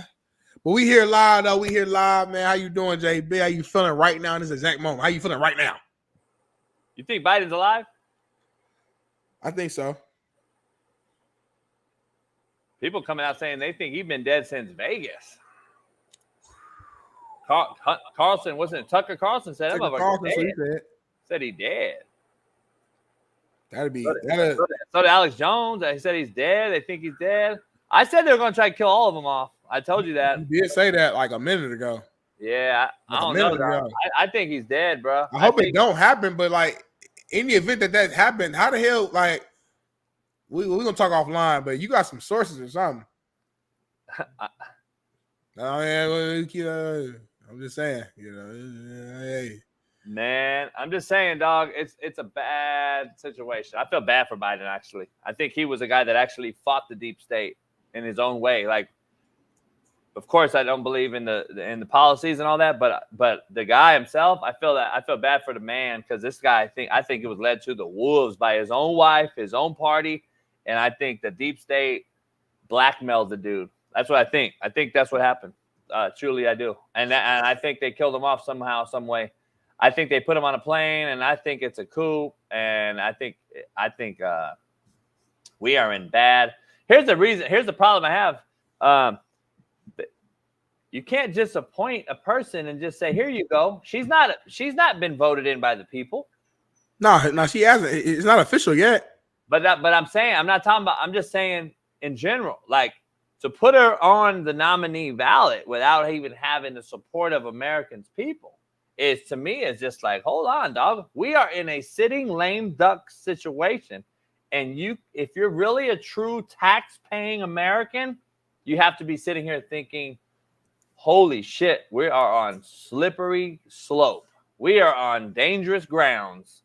Like, this is the most dangerous grounds we've ever seen since probably, Theodore Roosevelt, 1913, when he built the IRS. Like I'm gonna be honest with you. Like, they faked his. They said Theodore Roosevelt was in a coma, I think, for 6 months back in 1913 or whatever. Meanwhile, he's over there doing all this dirt. So the government's been this way, homie. The government's been a shady operation. Was you a history major, JB? No, I just know what affects me and what affects my dollar, and I go research it. You a bad boy. You a bad boy. Hey, y'all don't give JB enough credit for just knowing things. I'm going to call this dude the Renaissance man. Shout out to my brother Juke Jackson's Instagram name. I'm going to start calling you the Renaissance because you know a little bit about a lot of shit. Yeah, but it doesn't mean you're proficient at any one thing. But that's cool, but you know a little bit about a lot. Hey, that's good. A little bit about a lot. I mean, you can be in any room and have at least a decent conversation for a little while. Oh, yeah. Chameleon. Say the least. Chameleon. You know how it goes. But yeah, it's crazy, Smitty. Crazy times. It is crazy times, man. But hey, I'm gonna just keep on watching this damn news. I feel like every day is something different too. That's the crazy thing too. It's like every day is like a shocker. It's like you hear something, whether it's a rumor, whether it's true, whether it's fact. You just hear some. Every day is something. So I don't know. I'm gonna just stay here, man, and stay prayed up. And I need to get strapped up. I think because I don't know what's about to go down, and just be prepared. So DMV, what's false? Seems like you a tattletale bitch made cat. Seems like you might be the one that reports some shit just on GP because you a bitch. I think you're a bitch. That's personally my opinion. I think you're a big old bitch. I know somebody who's not one of those. I know somebody who's efficient in all things. Bitch ass out of here, DMV, you bitch ass. Smart in all things, knower of all sports, expert in boxing, not scared to hold his tongue. The one and only Steve Kim is in the building. Steve, can you hear us? What's going on? Yeah, can you hear me? Good morning, We can hear fellas. you loud and clear, Steve. You looking good, Steve. You look like you just had you woke up in good spirits. I feel like you got your hair looking right. You washed your face real good today. You look good, Steve. Thank you. Good Tuesday to you. What's going on, fellas? Man, it's a lot going on in this world, man, right now. But before we dive into the boxing. I did our previous conversation we had about LSU star DB Toviano. Did you hear about this that storyline? He turned himself in for getting caught for secretly recording sexual intercourse with a clock camera in his room. I just want to get your quick take on that before we move into some boxing stuff here. I think that if there's ever a chance for a player to get a Pornhub NIL deal, that's the enterprising young man. I don't know how LSU feels about it, but we can make a deal. Bring those two sides together. Seriously, maybe Brazzers or one of those other companies. What would be the requirements on his end for the brand to pay him, in your opinion? Like, what does he need to do for them to, show up the deal? Probably go up on one of those vans where they film a lot of the stuff where it happens, off-season stuff. Again, I don't know if Brian Kelly would go for any of it, but again, this is just my idea. I'm a little loose with the regulations. Get a little OnlyFans package deal or something. Yeah, that's a little bit tame. But also, look, we got to grow from this. Any girl that participates in the videos, we're going to get consent forms. I think, on a serious level, you can't be doing this secretly. What people do in their private lives is not my business. I really don't care. But yeah, Brazzers, OnlyFans, X-videos, Pornhubs, RedTube. Get in touch with this enterprising young man, this would-be cinematographer. Hey, it could be a new passion. It could strike a new passion. Well, it's new. I think it's a passion of his, all right. He's been living out his fantasies. Oh man, I love it, man. I love it. But all right, moving on to some other football news in the college football world. Florida State legend EJ Manuel explains why Cam Ward and your Miami Hurricanes will be successful this season. Take a listen. South Miami, and I'll start with you, EJ, since you are the resident quarterback, and of course you had Miami spring game, so you got to see Cam Ward in orange and green. What did you like about what you saw and the potential that this Canes offense could have? I got back in my car after the spring game, and I actually called my dad and said, Miami's going to be very good because of that kid, Cam Ward. And you just saw a couple of the highlights there, just with the arm angles. He never looked like flustered. Like the entire day throughout the spring game. And I understand the pass rush is a little different than it actually will be with live bullets, but he knew exactly where to go with the football every single play. And even a late touchdown on like a drag route, that was his third read within the progression. And so when you bring somebody who's had a ton of experience, he's had 3 different stops now, Incarnate Word, Washington, now he's at Miami, with the weapons that Coach Cristobal has put around him. Restrepo is one of the best receivers in this conference. Those two guys are going to be on the same page throughout the entire. Steve, what's your thoughts on that? Do you agree with EJ? Well, look, for Miami to be the type of team that I think they can be, he has to be a top 5 quarterback and a type of guy that is at least one of the finalists in early December at the New York Athletic Club. A good quarterback can elevate a team to 2 or 3 more wins. A bad one can deflate you to a couple more losses, and I think that's what happened last year. Miami last year, you look at the statistics, they were top 40 on both offense and defense. And I saw a podcast hosted by Bud Elliott. They did a really good job previewing Miami, and they pointed out that when you are top 35 or 40 on both offense and defense, that usually equates to a 9-win team. Last year, Miami won 7, and I kept thinking to myself, we're better than our record indicated. But again, Georgia Tech happened. We had a quarterback that they were afraid of, and I think that really stifled the offensive game plan against North Carolina State. I don't like the way they handled the end of the first half of the Louisville game, which I thought shifted back the momentum. Miami was better than their record indicated, but I think a lot of pressure, Smitty, is on Mario Cristobal to get the hell out of the way. Don't do anything completely illogical. Play modern-day football. And again, I'm going to say this again. He has to be willing to be Ed Orgeron in 2019 and tell Shannon Dawson, you're my Joe Brady. We are running and gunning, and we're going to play at a faster tempo. I do not want to hear Mario Cristobal say this year after a 6-point first half, boy, I just love our physicality. Hey, coach, I would actually like 31 points. I think it's the most overrated thing right now in football is to establish the run game. No, establish points. That's what Bill Walsh never actually said establish the run. You know that, Smitty? I read a lot of books about Bill Walsh. Bill Walsh always said, you know what I'm going to establish? Points in my offense. And he always said, in terms of running the ball, there's 2 general precepts Bill Walsh had. I'm going to run the ball late after I wear you out to squeeze the game. And I need pass rushers in the fourth quarter because I plan to be ahead by a couple of touchdowns. That's how every game plan was basically based around those precepts. So Miami has some really good edge rushers defensively. Okay, so how do you accentuate their skill set? Easy. Be up by 17 points with about 14 minutes to go. That's how you do it. Let me ask you this thing. I mean, ask you straight up. Would you be shocked to see Miami in the national title game? Like, do they have the actual talent around them to be in that game? I think they should be in the playoffs, but do they have the roster of a Georgia or Ohio State at this moment? No. I think Ohio State, if they get serviceable quarterback play from Will Howard, that's the best roster top to bottom. It really is. I look at Ohio State. All they need is a quarterback to be a little bit better than McCord. I thought McCord last year was a steep downgrade from C.J. Stroud. If C.J. Stroud's on that Ohio State team, Ryan Day would have his first national title. The quarterback's that important. And we'll see if Chip Kelly actually fits what they want to do because they still have some great wide receivers at Ohio State, but they have 2 great running backs. So, and look, Georgia's Georgia. That's a well-run program. Miami should be a top 10-ish type of team. But again, what's the first step of being a good program, Smitty? Win every game you're supposed to. And quite frankly, Miami for about 20 years has not done that. Nah, that is true, man. You got to establish yourself first. We got to see it. I want to ask you guys this real quick. Do you feel like we're kind of sleeping on Michigan a little bit? Like, obviously, we know Harbaugh left, and I know they won. But these guys are the reigning national champions. They did go undefeated last year. I know they lost a lot, but like no one's talking about Michigan now. Well, here's the question. Who's our quarterback right now, Smitty? Can you name him? Is it Orgy? I can't name him. I really don't know. Do you know the quarterback? Yeah, it's that guy Orgy, or that guy that ran like the Wildcat package. Yeah, or it is Orgy. Yeah. And so so you lose a. You sure Orgy's not supposed to be the Pornhub guy?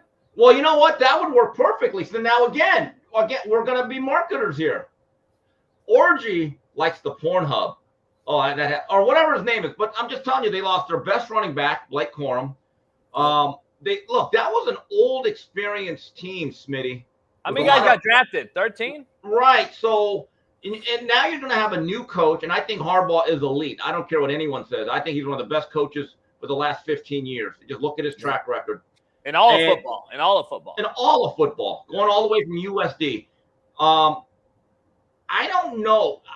Look, they have Mason Graham, great defensive tackle. They have a premier cornerback in Will Johnson. But again, you lose the foundation of your team with a new coach.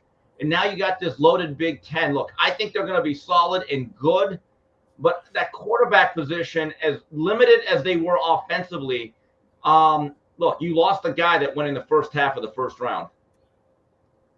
Great tight end, too. A premier tight end. But again, we'll see. I look at them as being about the 3rd or 4th best team in the Big Ten, which is solid. That can get you into the playoffs.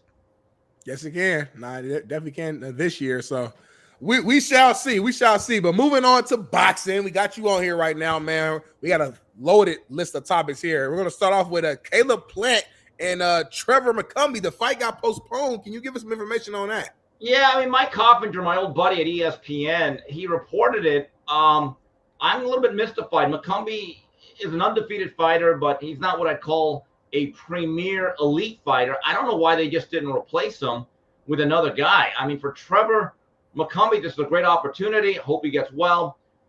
For Caleb Plant, Smitty, he needed this fight just to stay active. He needs to fight me or you if it comes down to it. He has not fought since last March. I don't mean this past March. I'm talking the March of last year when he got wore down late with David Benavidez. And they were in camp. I talked to his trainer, Stephen Breadman Edwards, great friend of mine, for about 35 minutes. He said things were going well. And now you cancel the fight. And the other thing is, Smitty, Stephen Fulton who was the co-feature on that card, he's very frustrated. If you go to his Twitter right now, that's a frustrated young man. He has not fought since last year, Smitty, when he lost to Inoue. So these guys are literally dying on the vine. Nah, you're right. And I mean, you come on the show multiple times and have talked about the activity of these fighters in today's era. It's so much more. It's so important. Oh, we got some breaking news. Okay. Okay, breaking news in the political front real quick before you getting back into some boxing here. The former head of the Secret Service now, Kimberly Cheadle, has officially resigned as of 10 minutes ago. I'm just glad no one got killed on her watch. Anyway. Mm-hmm. Yeah. Well, no, someone did. A civilian. I take that back. Yeah, firefighter. Hold on. Hey, she got absolutely demolished yesterday. She got subpoenaed, by the way, because she wouldn't come on her own. She got subpoenaed, and she's continuing to be hid by the deep state. She got subpoenaed into court, Smitty. I don't know if you watched it, but she got murked. I sent you a couple videos. She got murked by a couple good-looking broads, by the way.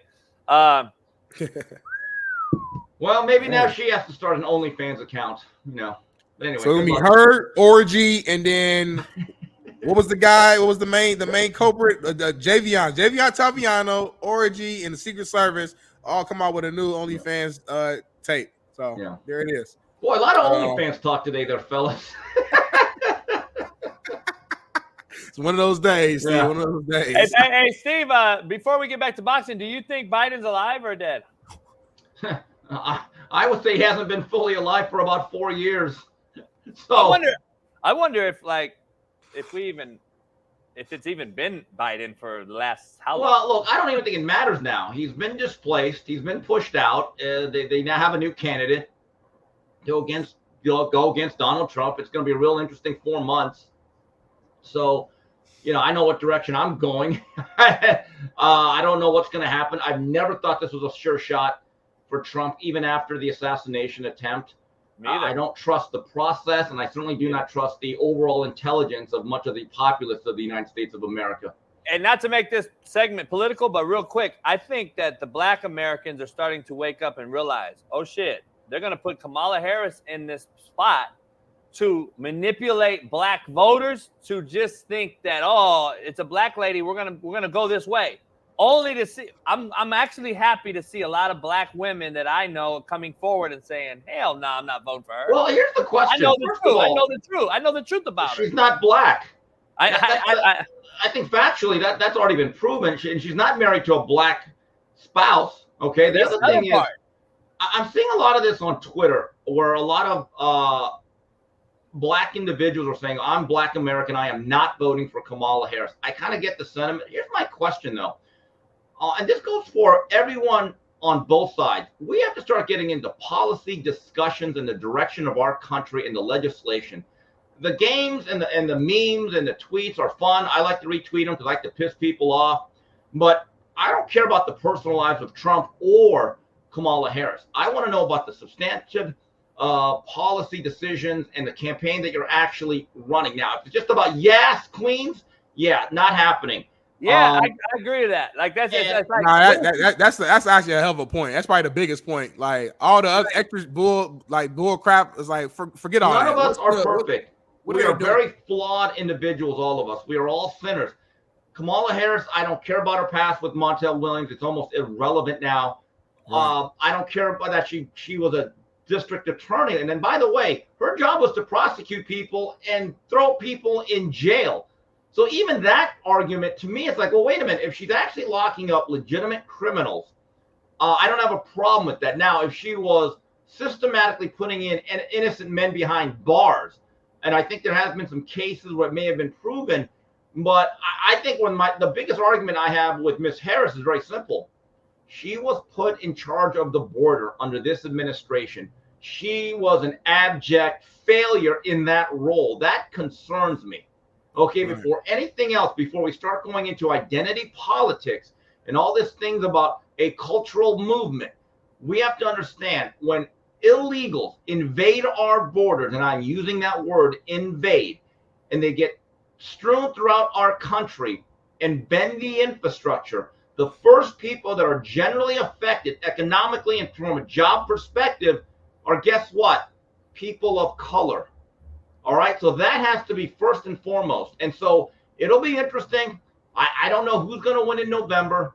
I just hope that our country can survive whatever it is. There's 3,000 they just caught at the border at San Diego from Mexico yesterday. 3,000 in a caravan, dog. Like this shit is getting out of hand. Yeah. Like they're infiltrating our country, and this broad. Anyway. Yeah. Anyway. I just don't know what's going on. But anyway, go back to Smitty. Getting back to that take that Steve was talking about in the boxing world. Finish that real quick because I got another question in boxing for him. No, for sure. No, jump in. I think Steve was just finishing up. He was talking about the Berlanga, or sorry, the Caleb Plant Trevor McCumbee fight being postponed because of a cut on his eye. And I would just add into it. I know Steve comes on the show all the time and talks about just the activity being important and the kind of the lack of activity from these fighters. A lot of these guys are only fighting once a year, and the fact that Caleb Plant specifically hasn't fought in a year. Now this fight gets postponed. So now it's like, is he going to wait 2 years before he fights? Yeah. You know what I'm saying? Now it's like, that's concern. I think it is now a 17-month respite for him. Because you go from March of 23 and now we're into August. Yeah. It's about 17, 18 months. And so if you're going to postpone this into, let's say, October, November, right? Now you're talking a year and a half for sure. I look, if I am a fighter, the one thing I have to understand is that my physical prime is the most precious thing that I have. Yep. And your physical prime is like the hourglass. Once you turn it over, you can be in great shape, you can live a clean life, but the sands just keep coming down. It is a finite amount of time, and you have to cherish it, and it should not be squandered. And I see a lot of guys doing this, and a lot of the times they stay loyal to a certain company or a manager and an advisor to the hindrance of their own career. Yeah, nah, that's a hell of a point, man. And hey, Steve, I want to ask you real quick. This whole thing with this, I started off the show yesterday. I wish it was today with you, but this Jake Paul thing. You've came out before and talked about this. This guy continues to talk about him being a serious contender within 5 years, and he wants to be this, this, and this. And I'm saying, first of all, you're not sanctioned. You're not even licensed in Las Vegas. And I said, nobody's going to take you serious. The only fight you've ever lost is to an actual boxer. You've never fought a boxer. You won't go to Vegas to get sanctioned and licensed. Tells me that you're hiding something, whether it's steroid, whatever. When is this guy going to seriously think that boxing people like yourself and others are going to take him serious? Because I get it. I look at him. I say, I don't know if he's a real boxer yet. I think he's more of a fighter, but he actually has skills. But he's not ready for a big-time boxing schedule, right?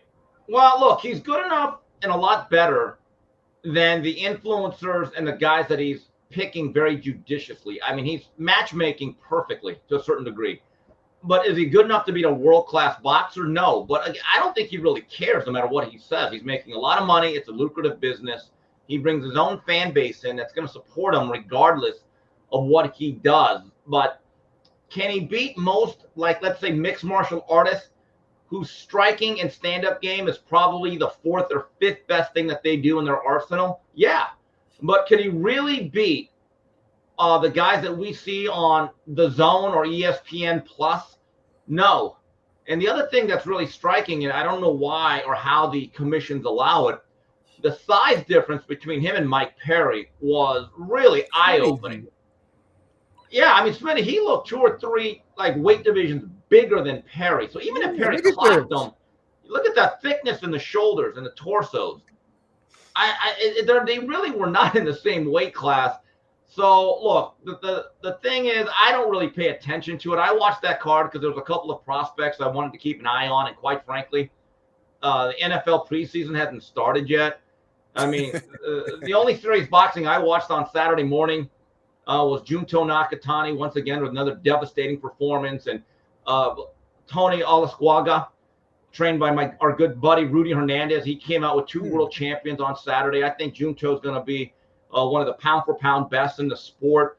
But yeah, Junto and Jake Paul could not be more than 5 galaxies apart right now in terms of what is actual professional world-class boxing. Man, oh man. Well, like you say, he's gonna keep making his money. People are gonna keep, watching. He does a good job of promoting his fight. So Hey guys, you know what I watched on Saturday that I enjoyed? I saw a group of world-class female athletes playing the game, representing their sport and their region so well. You know what it was? Golf? Yep. NFL women's flag football. Wow. Oh, you thought I meant the WNBA? No. Let me just say something. I was doing some work, doing some research on the computer, and I said, okay, let's see what NFL Network has. So the flag football thing's interesting. It's 5-on-5. You get a quarterback. Everyone goes out, and you get one rusher. They don't do the Mississippi. So they're playing different countries, different regions. But the women are actually pretty good. I remember like a year ago, the Mexican team blew the hell out of America. I could not believe it. To them, I say, orale. So there's one thing that pissed me off, though. So then they brought in an international game. I think it was like some team from Europe against the Chinese team. Now, this pissed me off. Everyone else is going shotgun because you have to have a center snap, right? Bro, the Chinese went under center. And I'm like, hey, guys, you're not running the ball here. There's no ISO in flag football, okay? Literally, I kept watching it, and it kept going under center, and I just blurted up, hey, you chicks, get in the shotgun. It pissed me off. But overall, flag football is not a bad watch, and the women can actually play. So God bless you, women. You guys are doing a good job. You actually look feminine, too. So God, and the Smitty, not the WNBA. Get your mind out of the gutter. Jesus. You didn't watch the All-Star game? It was actually competitive from start to finish, Steve. It wasn't flag football, I'll tell you that much. Now that's a sport. Now that is a sport. I didn't watch flag football, so I can't really you don't know what you missed out on. But to the Chinese, guys, go to the pistol, go to the shotgun. No need to go under center. Okay? You're not running downhill runs. The game does not work that way. Yeah. But some teams went into spread. Some teams went into like a bunch. They lined up. I was like, wow. So then you always had the underneath cross was always open. But what they would do is the defense would always have one guy in the middle, and they would just basically like hand off defenders. Like there's actually plays now. Like this is pretty impressive flag football. Okay. Yeah. Damn Shout out Chinese, to flag though. football. Shout out to 30 the years women. behind technology, getting offensively fucking under center. Speaking of our premier women athletes, Team USA Women's has their first, I think, matchup today at 12 p.m. Pacific time against Germany. So shout out to them. Bring home the gold. I guess. Whatever. But moving back to the rundown, man. What's going on with Canelo and Berlanga? Are they fighting? Is that official? What's going on? Yeah, I think it's unofficially official. When certain people like Chavo Rodriguez at ESPN Mexico, who's plugged into that camp, when they start putting up that exact thing, and my hashtag was #grown. As I told Mario last week, Saul Alvarez is at the 401k portion of his career. He's just adding to his retirement fund. And look, if he can get away with it, more power to him. Hopefully a more interesting fight is on its way. We'll see how Crawford looks against Israel Madrimov in a week and a half. But that fight right there I think it's a mismatch. I really do. I think if you go by actual requirements to face Canelo, he's underqualified, Berlanga. Totally unqualified. Yeah, it's going to be an easy fight. I think Canelo's going to finish him in like 5-6 rounds, honestly. But, hey, make your money, Canelo. Like you said, he's in the 401k stage of his career. I haven't heard it be put that way, but I love it. I love it. Hey, you and Mario, you mentioned Mario. You guys had a big time. It was an interview on your show the other day. It was Tom Loeffler and Sergey Butcher. Yeah, that's for today's show. It's going to come out 3 Knockdown Rule, all your podcast platforms or YouTube. Tom Loeffler promotes, most famous for promoting Gennady Golovkin, was a very close confidant of the Klitschko brothers, Ovakar, worked with Shane Mosley in the beginning, and Boachuk's his latest protege. He runs 360 Promotions, does a great job.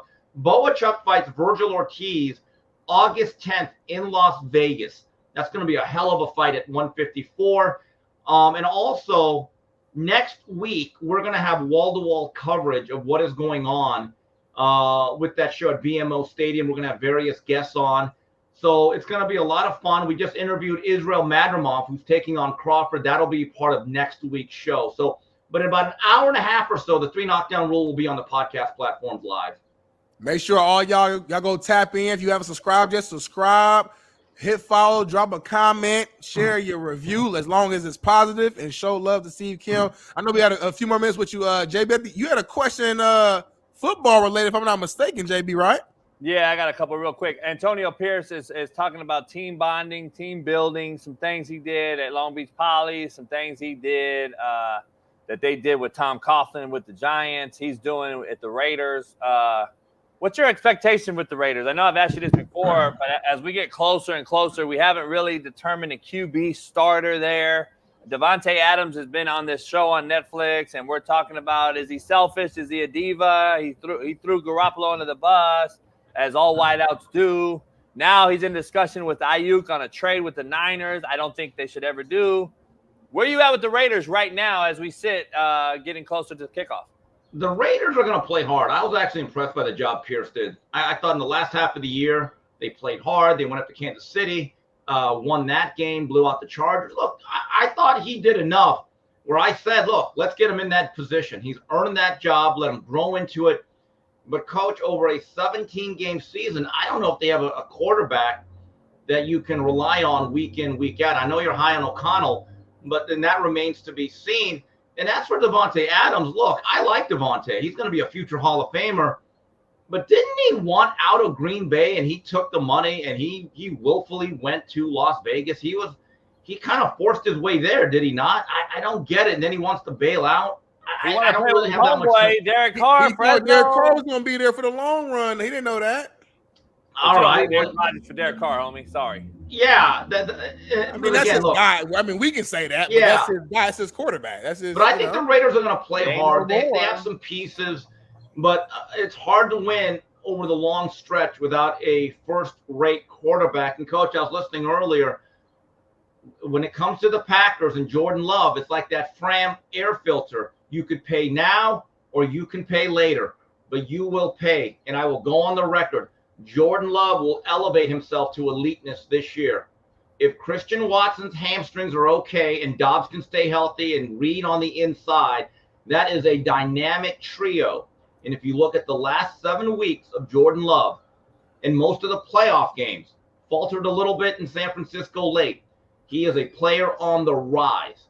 So you're going to have to pay him market value. We may not like it. We may think it's exorbitant, but you have to lock that guy up. He's going to be a major player for the next decade, Coach. 2 things. We had this argument or debate, actually, not an argument. We debated this earlier, start the show, because he's sitting out practice right now, which I do not respect at all. This guy came from Utah State. I've talked to Jordan several times. He played with one of my former players at Utah State. They were the 2 stars on the team.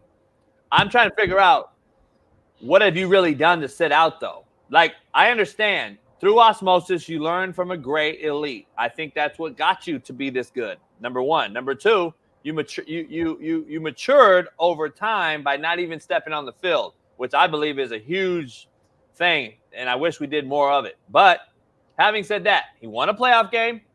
He's basically matched Trevor Lawrence, who got paid. I get it. They got 1 playoff win each. He's done some things already in year 1. I believe they have the best, youngest wideout core in football. Youngest roster overall, Coach. Yep. So the team's on the rise. I'm telling you. And just added John Jacobs. You pay him now. You pay him right now, Steve. And God forbid, and knock on wood, he gets hurt. Ooh. You have buyer's remorse. You're now in a seller's market. And then you screwed your franchise for the next 4 to 5 years. Coach, that goes for every quarterback, though. I get it.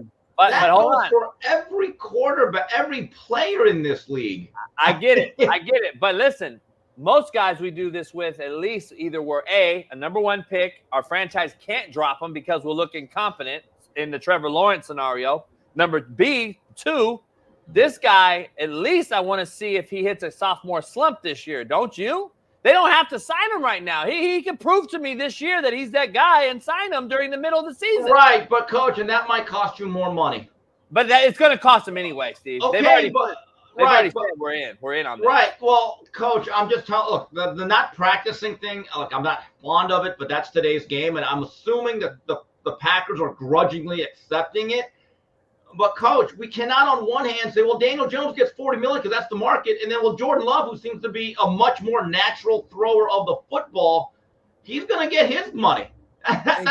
That's the game. They're all going to get their money. They're all going to get their money. Well, that's the thing about it. I'm just telling you, I think Jordan Love has rare quality. He's very light on his feet. He's the best I've ever seen at fading. I know people don't like it, but the way he fades back and throws off his back foot, it's off platform throws. Oh my God. Yeah, and like he throws a soft, catchable pass, and he's got good athleticism. I'm a fan of his. I thought the last 2 months of that season, I said, okay, that's the guy. The Packers have gone from Favre to Rodgers to Love. So in the immortal words of Houdini, one love. The Packers are just lucky to have Jordan Love. So you lock him up, Coach. That's the business of football nowadays. Quarterbacks get taken about the hat care of. trick. They got the hat trick right there. And Steve, we're on the same page. Like I said, I understand what JB's saying, like for sure. I get it 100%. Like in a perfect world, like, yeah, I would want to see a little bit more just to make sure. But from a business standpoint, yeah, these guys are all going to get paid. But if I'm a business, I'm like, I'd rather pay them now so I can't pay him less. I mean, we look at Patrick Mahomes when Mahomes signed that $500 million contract at the time. It was like, oh my God, look at it now. He's like number 8 in terms of like year-to-year pay. You know what I'm saying? So like, it makes sense. In 3 years, what Jordan Love would sign for right now is going to look like, quote unquote, oh my God, they got a deal. He's underpaid. So this is a game of cat and mouse. It's about when do you sell, when do you buy, when do you hold. That's and Jordan Love sitting out. I saw a video like him and the head coach. They're walking around laughing. Like I think they all know he's going to get a deal. It's just a matter of them just. He's holding in. It's not like he's at home. He's at practice. He probably wants to play, but his agent's probably telling him, hey, just sit out until we get this thing done. Because the last thing he wants to happen is to get hurt at practice or something crazy to happen during negotiations, and now he doesn't get paid. So, like, I know it's not a good look, but he doesn't come off as a guy that's like, some bad guy who's trying to, like, prove a point. No, he's at practice. He just – there's no point of going out there and getting hurt or anything like that. I don't think it is. He's that guy either. My point is, though, I lose a little respect for that because you've played 1 year. You're not Tom Brady. You haven't played 9 years. You haven't had all these great success. You're just now trying to prove your deal. You're proving yourself. So what should he do though, Jay? Like should he not try to if the market? But I'm saying if the market's the market, right? And you understand that, hey, I have an opportunity to make $60 million right now based upon my 1 year. Wouldn't you be a fool to not put yourself in position to get that? He's obligated. He's under contract. They don't have to pay him right now. They don't have to. Yeah, but Coach, quarterbacks get locked up if they show any signs of life during that first contract, and you feel as though we're going to hitch our wagon to this guy. You have to hitch the wagon. I'm not saying it's fair or right. I think I'm just saying that's the way it is. No, I go ahead. Let Jordan Love play it out and say, okay, Jordan Love, all right, well, you know what? Let me hit some open market then. After I throw for 5,000 yards, then what? Listen, all these quarterbacks are getting paid by default. If we're going to be honest, they're getting paid by straight up default because that's the marketplace. I just think that, like, I agree. He's going to get paid. That's not the issue. I don't respect the fact that it's like, come on, man. Like, let me see your sophomore slump. Let's make sure you don't hit it. Let's make sure you are the guy that Steve Kim thinks you're going to be. That's all I'm saying. Because the GM and this money because look at, damn well, you're watching that Hard Knocks. That GM is sitting there probably on death watch at home with his kids. Like, holy shit, if Daniel Dime screws up here, I'm getting Daboll fired. I'm fired. We're set back for 3 years as a giant organization. Because he's having buyer's remorse right now with Daniel Jones. Imagine this next thing. And to your point of Green Bay, you said 3 things. You said there's 3 parts of that are really dynamic. I believe it's going to take a 4th dynamic piece, which is the head coach. Because if you call the wrong buttons and push the wrong buttons in this play calling thing, which a lot of people remember, we had the Aaron Rodgers debate. I agree, but Coach LaFleur seems to be much more in tune and in sync with Jordan Love than the previous guy who kind of did it his way. That's what I'm saying. And then I'm just saying, if you look at Green Bay, they completely dominated Dallas, just gashed them. I thought they outplayed San Francisco for about 3/4 of that game, and they have the youngest roster in the National Football League. I would buy stock in Green Bay. I think that's a franchise and a team on the rise. So, again, I'm hitching my wagon to Jordan Love because you know what? That's what you do if you think you have your quarterback. That is true. I'm with you, Steve, man. Last thing before we let you go, man. I know Shaun King, he was supposed to, I know he wanted to jump in to kind of pick with you on this last time, but with Lomachenko kind of pulling out of negotiations with Tank, I saw Tank Davis's co-trainer, Kenny Ellis, basically indicated that they could target Shakur Stevenson now for a fight. I saw Shakur kind of retweeted it and put like the phone emoji, basically saying call his phone. I guess how likely do you think this fight could actually finally happen? I'm not sure. I mean, Shakur is now technically a free agent, so there's no impediments from a network or promotional standpoint to hinder this fight. Now, I just have a question. Is Shakur going to say, I want 50-50, or is he going to say, you know what, let me bet on myself. I'll take the significantly smaller share and let me parlay the victory. That's what I would do, because quite frankly, from a monetary standpoint of market value, Tank is the A side here. Yeah, I think pretty significantly too. And I would hope that if Shakur really has a legitimate opportunity to make this fight, do what it takes to make this fight, not break this fight. And I want this fight to happen because I no longer want to be the focus of Shakur's anger. I'm too old to have an op, as the kids say. So, yes, focus it on Tank Davis, not the old Uncle Kimster, okay? Hey, and before you leave, I got to just throw this back and caveat back to football real quick to Jordan Love. So if you're Tua, aren't you getting pissed off too then? Yeah, he is. And guess what? Miami may think we've already hit our ceiling. I look, you put Jordan Love on the Dolphins, ooh, oh boy. Let me just tell you something. Tyreek Hill wouldn't have to call fair catches on 9 routes where he's ahead of everybody by 5 yards. I'll just leave it at that, Coach. But if brass tacks is brass tacks, and everyone wants to talk about it. But Smitty, last time I checked, okay, Tua led the league in yards, didn't he? Last time I checked. Yeah. So wait. Okay. Well, I mean, listen, I'm not a Tua guy, but we're talking about all this market value shit. He should get it too. What did your eyes tell you though?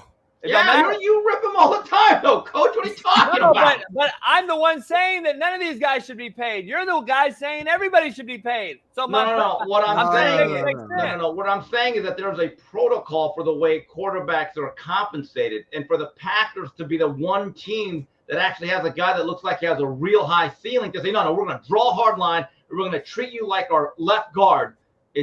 So go ahead. I think you're playing Russian roulette at that point.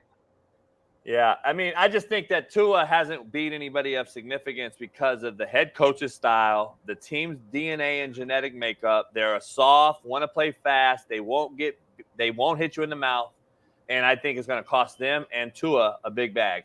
That's just my opinion. Green Bay plays in the cold tundra. They're going to run the football. They're going to be able a team to play action. And Jordan Love, to your point, light on the feet, nimble, quick release, all those things. Makes for a better team, but I just don't know if one's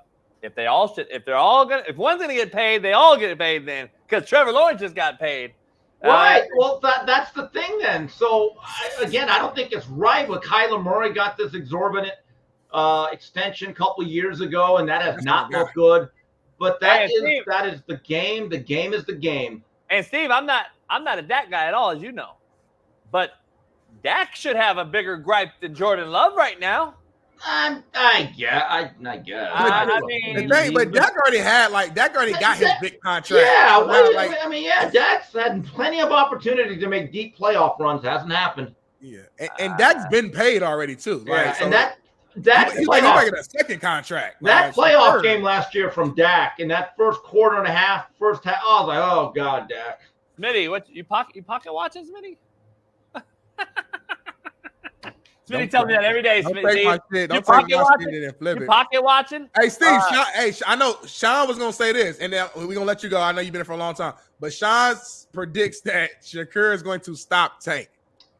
Look, it's not out of the realm of question that Shakur could win a decision. He's a very skilled, high IQ boxer. Right. But I do believe Tank's boxing IQ is actually underrated. He lays traps He does, he's like that. It's like that guy that puts you in the crosshairs. He doesn't waste a lot of ammunition. But I mean, when he goes out there and he has you like what he did to Frank Martin, he was down 3-0. I never thought he was in danger. I never thought he was actually going to lose that fight. I said, I'm just telling you, he is actually the tortoise and the hare. There is that dynamic.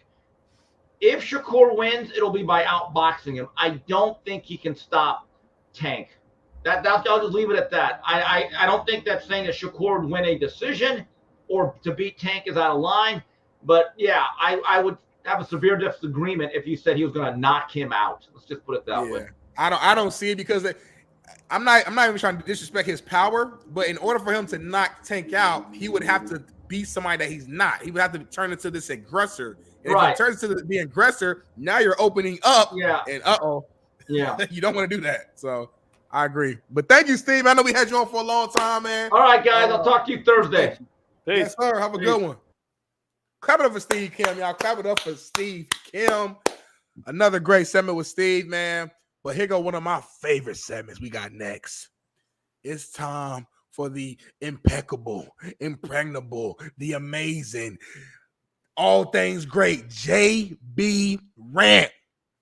Brought to you by one of them. Make sure you download. Without a doubt, it's Compton in the house. Without a doubt, it's Compton in the house. Without a doubt.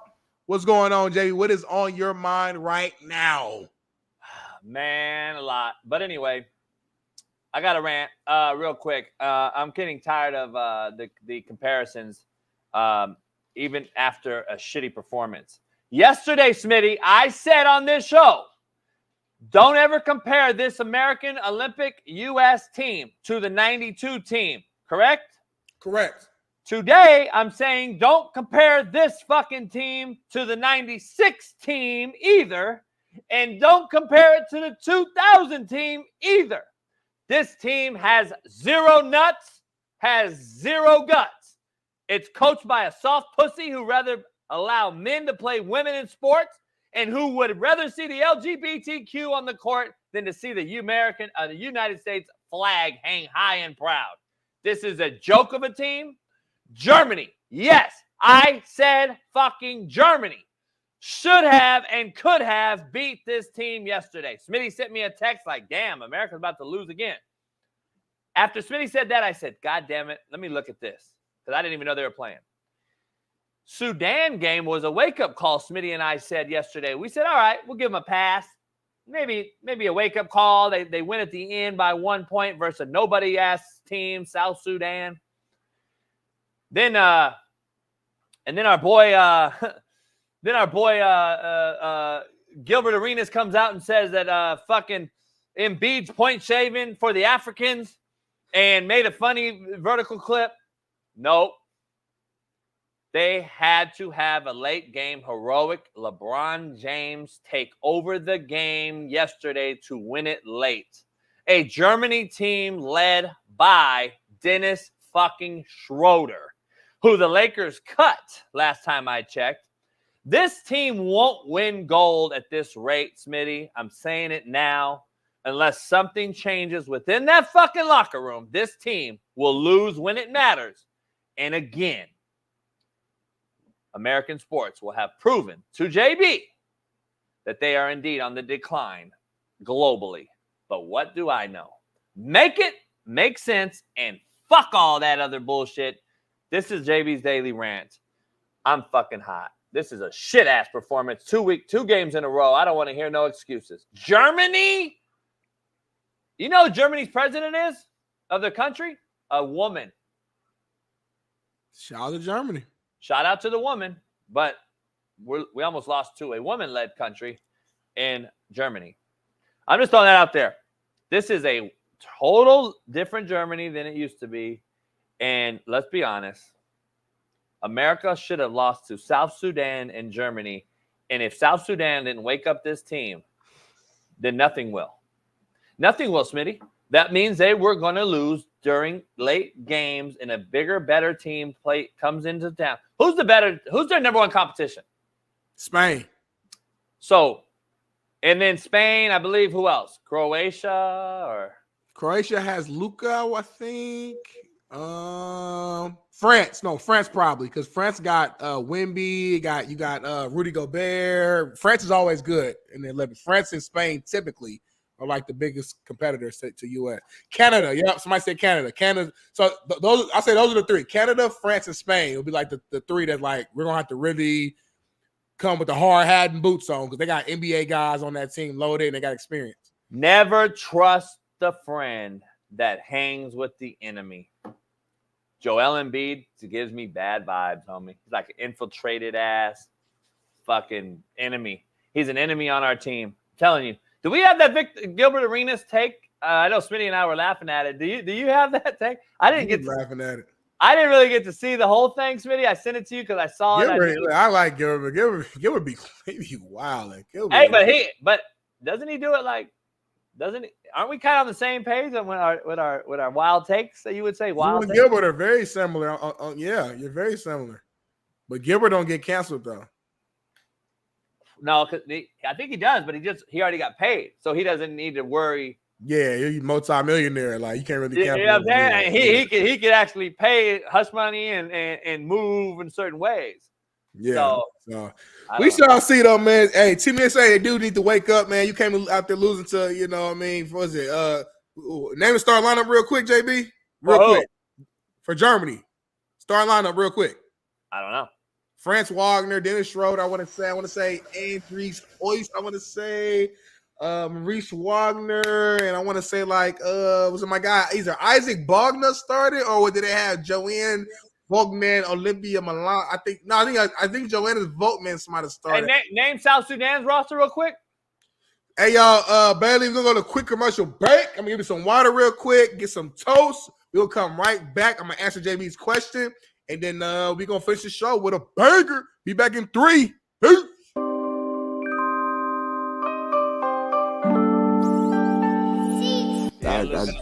I apologize for my boy Smitty. I don't know what he was asking. When's the last time you jacked off? Oh wow, you guys, man. Hey, I'm just fucking with you. Man. Hey, I'm just fucking with you. You guys are gonna get a lot of controversy going with this show, man. It's a good question. It's a good question, though, man. Listen, man, we were just trying to fuck with you. We want to get you loose, man, for the game tonight because we want you to go off because I'm going to bet on you. I know betting's a real controversial take right now, but I'm going to throw it out. I'm just going to throw it out there. If you could get me a triple-double, I'll break you off on the side. I'm just throwing it out there. If you can get me a little bit of a triple-double. Little Jonte Porter. I don't know. Any way, type of form. If you can give me a triple-double, whether it's 10, 10, and 10 or 30, 10, and 10, whatever you could do, I appreciate it. You don't need the money. You got big bag of money already. That's gonna come tonight, man. I can say that's gonna come tonight. You're gonna see outstanding performance by me, and if it takes a triple double for you to get some money, then that's what I'm gonna make happen for you. Only for you. The one and only Kareem Magic Johnson is on the show right now. What's up? What's going on? Magic, what's up, man? What's up, Coach JB, baby? Darnell, baby. What's going on? Yeah, how you feeling, Magic? It's an honor. Well, I'm feeling good, baby. And first of all, I just want to say rest in peace to the NBA all-time great, the logo, Jerry West. He has passed away today at 86 years old, baby. And I just want to give my condolences to the West family and thank you, Jerry West, for everything you did for the Laker organization and the NBA. Yes, man, for sure. Hey, let me ask you something. Was Donald Sterling really racist? Donald Sterling, look, he was a very sick man, okay? And he was a racist man. And I went to church. I prayed for Donald. But Donald did a lot of stuff that was not becoming of an NBA owner. But to answer your question, yes, he was. He was a very racist person.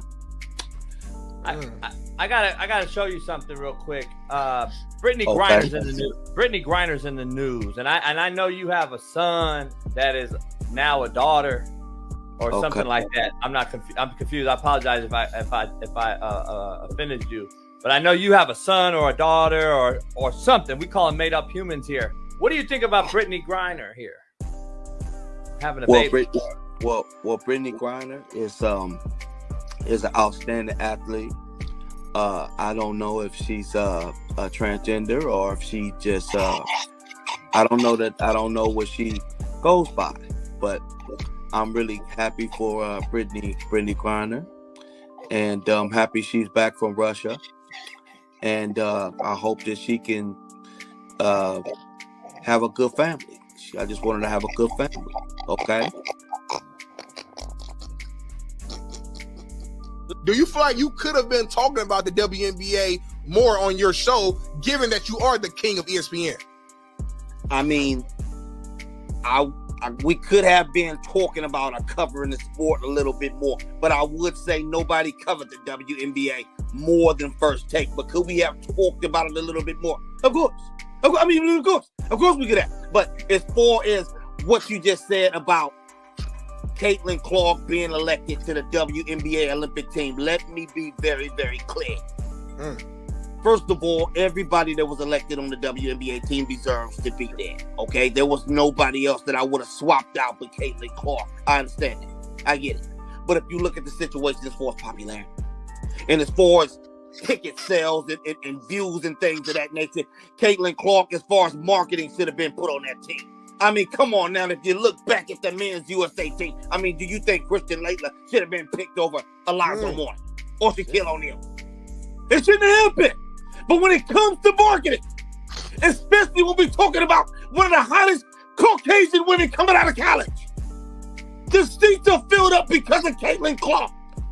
She should have definitely been selected on that team.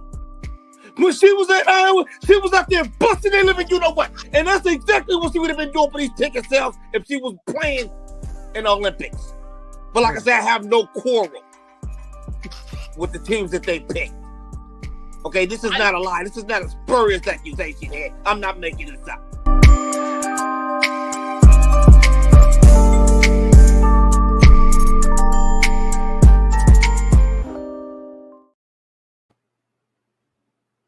Every single time I watch that, man, I start cracking up laughing. That's to me one of the funniest segments of the year.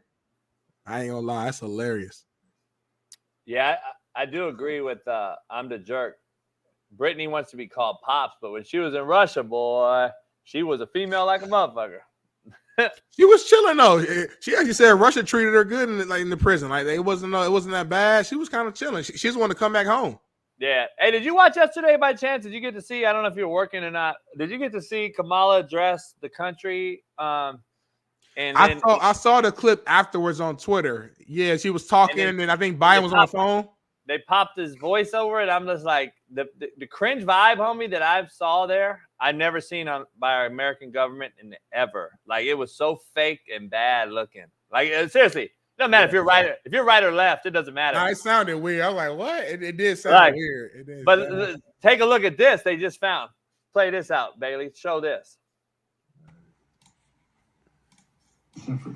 I know yesterday's news was surprising, and it was hard for you to hear, but it was the right thing to do.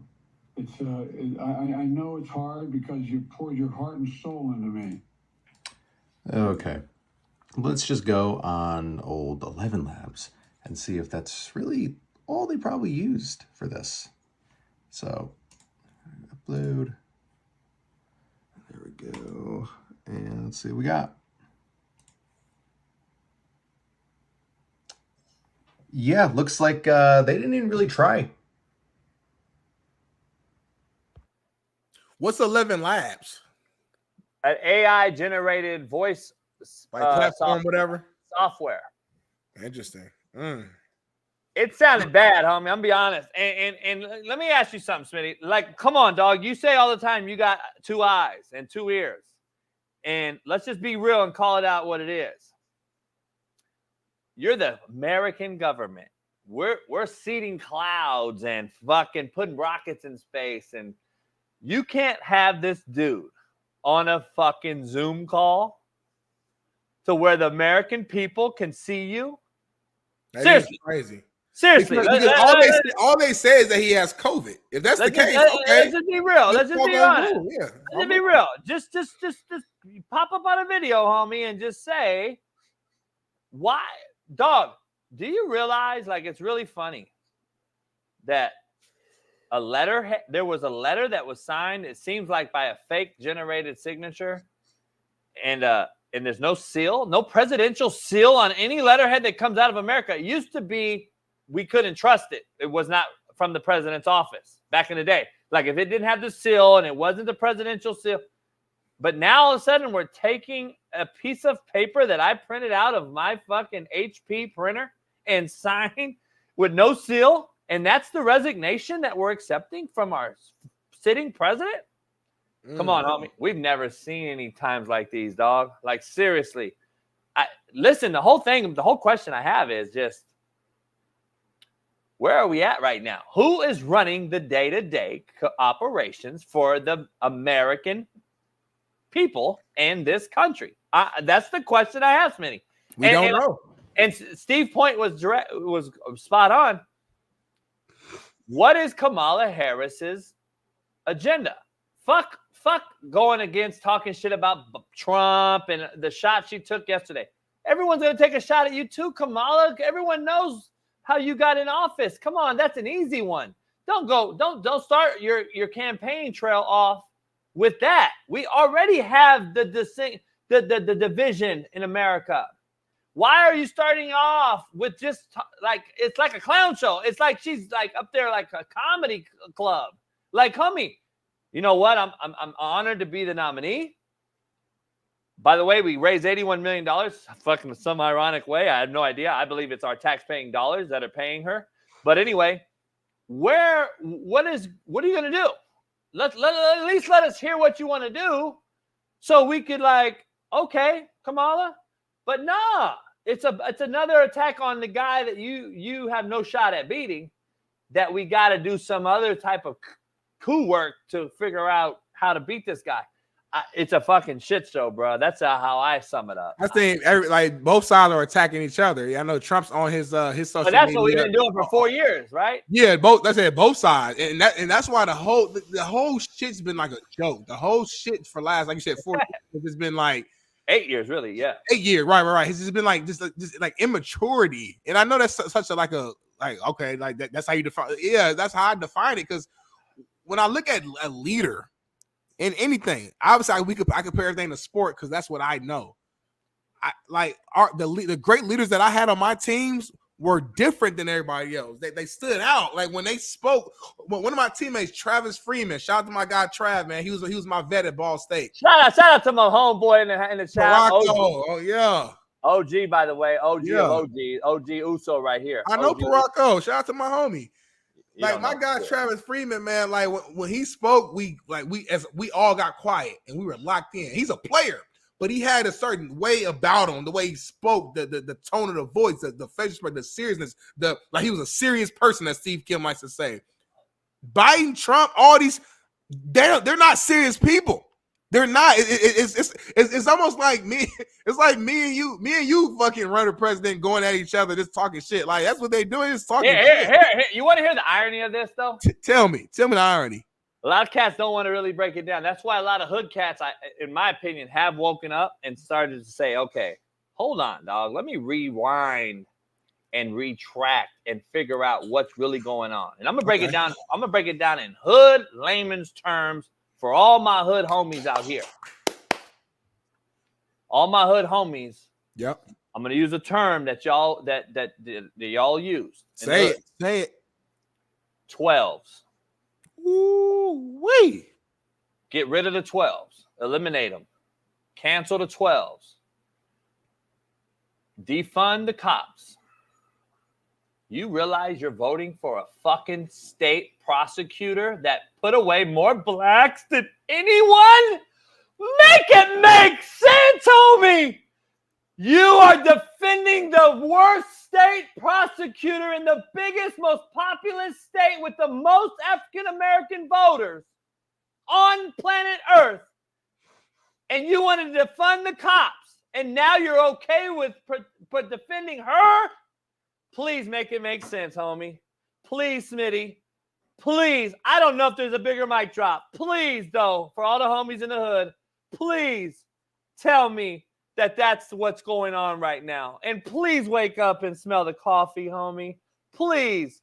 You wanted to defend cops. You wanted to throw bricks at them. You wanted to kill them off. Now you're defending a person who put more blacks in jail and was a state prosecutor in Alameda County, which is the county of Oakland, California, which is the biggest shithole on planet Earth right now. Worse than Iraq. You're defending her to be the president of the free people?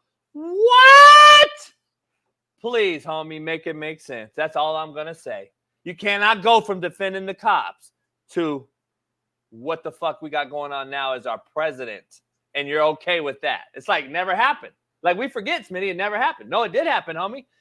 Do you know there's a fucking graphic they made of all the black people she put in jail that fits an entire portrait of a picture by every single face she put in jail, and it covers an entire country, United States map? Come on, dog. Gang injunction was number one. Then she went for like pedos, releasing them. Then she said that the state facilities were too crowded. So she took level 5 felons, put them in county jail, Smitty. LA, 9500, 2200 block, put them in Twin Towers. And then said, oh shit, we got to put these guys in county. So guess what? Lower grade felons can get to walk. And then those lower grade felons are out here fucking committing all these crimes in America. Make it make fucking sense, dog. Come on, man. Like, let's be honest. We got to wake up, people. You have to do your own research. I don't care who you vote for, but let's be real. Yes, you do. Yes, you do. Stop saying that. You do. Which is okay. Which is okay. No, I said I don't care who you vote for. People, I don't really care because I'm not going to vote. All I'm telling you is do who to vote for, though, if you're going to vote. Do your due diligence. No, I'm saying do your due diligence, dog. Like, just do your own due diligence as a man and a woman, because when you are on your deathbed, you're going to have one thing in life, and that is your regrets. And your regrets are going to be like, damn, I didn't do X, Y, and Z for my mother or my father. I didn't do X, Y, and Z for my daughter. I didn't do what's right for my future kids. I voted for this person when, come to find out, I didn't do enough research. All I did was go with the homie's word. Like, come on, dog. You got to do it. I'm going to tell you, when I'm on my deathbed, I'm not going to be thinking about no damn politics. I know that much. I'm going to be thinking about, damn, man, Trump won. Damn, Biden won. Damn. I'm going to be thinking about all the other shit. But I hear your point, though, overall. Do your research, y'all. I'm going to do my research, and you decide on who you want to vote for based upon your research and what matters most to you. But we're going to move forward, get back to the topics at hand. And one of the main topics that we got to talk about is your Chiefs kingdom, JB. There have been zero discussions between the NFL and the Chiefs about suspension for Rashee Rice. So I guess my question for you, JB, is what's the reaction to this, number one? And number two, do you predict that Rashee Rice will actually play week 1 of the season? Remind me, I got to go back to what I was just saying to finish. But I'm going to answer this first so we don't get off schedule. He won't play week 1. There's no way, right? Because there's no way you can suspend guys for what we've seen for less than and not suspend him, right, for at least a decent amount of games, correct? I mean, I mean, wouldn't that be like? Doesn't that make? I mean, you look pretty bad. You would look pretty bad as a league, right, Smitty? I mean, I'm just being real. Like, wouldn't you be pretty bad off as a league if you? Wouldn't that be a black eye? It wouldn't be the first time. No, the league has always. It's been like examples of them doing weird shit where like one guy will get a domestic violence and only get suspended for this amount of games, and this guy will bet on the game and miss the entire season. And this guy, it's like, there's no exact standard. It's almost just like how the commissioner feels or how that team feels at that moment is determining how your punishment will be and what your punishment will be. See what I just did? I threw shit at the wall, see if it stuck, and then I flipped the coin, and then I flipped the coin. The coin was like, oh, all right, he won't get suspended. He could hit a female, though. It'd be all right. He could hit a female. I don't know, Smitty. Listen, like Rasheed Rice, listen, I haven't met the guy. I do know somebody who, a homie of mine who I believe still works with him on his like agent team or whatever. From what I heard, I think he's probably a good kid overall. He just, he needs to grow up. Let's put it like that. So I've heard the complete opposite. Okay. And that's from a coach I knew that coached him in college. That's fair. And he said he's a shitbird. Okay. And that was the coach that had him. And then does shitbird mean that you're a bad person? Yeah. Okay, got you. Fuck stick, I can get you back to being a slapdick, which we all are. We all are slapdicks. We all do things in a non-malicious manner. Yep. That's slapdick, right? We're a fuck around. We're a joker. I've had a lot of those. You've had teammates like that. I've had players I love to death because they're good-hearted kids. They just can't get out of their own way, right? Yep. Then you get a fuck stick, which is starting to follow the shitbird, but he's not yet to shitbird status. He still has a good heart and a good brain. He can come back. Those fuck sticks are good people a lot of time. Most times. Yeah. When you become a shitbird, you've passed over and you cannot ever come back. There's many shitbirds out there. And to be honest, I think he's at the point of no return. He's a shitbird. And that's everything. Because of the things that I was saying, confidence that he told me was the things he did is just shitbird. Like, you don't do certain things to certain gender, women. You don't do certain shit to your homies, females. And okay, so right there, Smitty, Smitty, just be real. All I need to hear. Be real, Smitty. I start DMing your girl on the side. I'm a shitbird, correct? Yeah. Okay, there's no fucking gray area. I should never DM your wife. And you going to have to see me. But that's my point. I should never DM your wife about anything. Unless y'all throw me a surprise birthday party or something like that. But I had gone through you. We've already talked. We've shared, fucked around. I share videos with her or something. Yeah. Right. There's no place. That's what I don't understand. People that do that shit to me is unbelievable. Like, hold on, homie. What? You hollered at what? You're a shitbird. There's no return. There's no return. There's no getting it back. There's no forgiving. And there's definitely no forgetting. Yeah. So that's the point I'm making on this. This is that kid. He passed over that threshold. Before we get back to sports, real quick, I wanted to finalize what I had to say about Kamala. Do your thing. No offense to women out here. And we always say that before I offend you. This is the thing. I want you all to look at every single liberal ran city in America. Oakland, Frisco, Chicago, Pennsylvania, Philly, you name it, New York.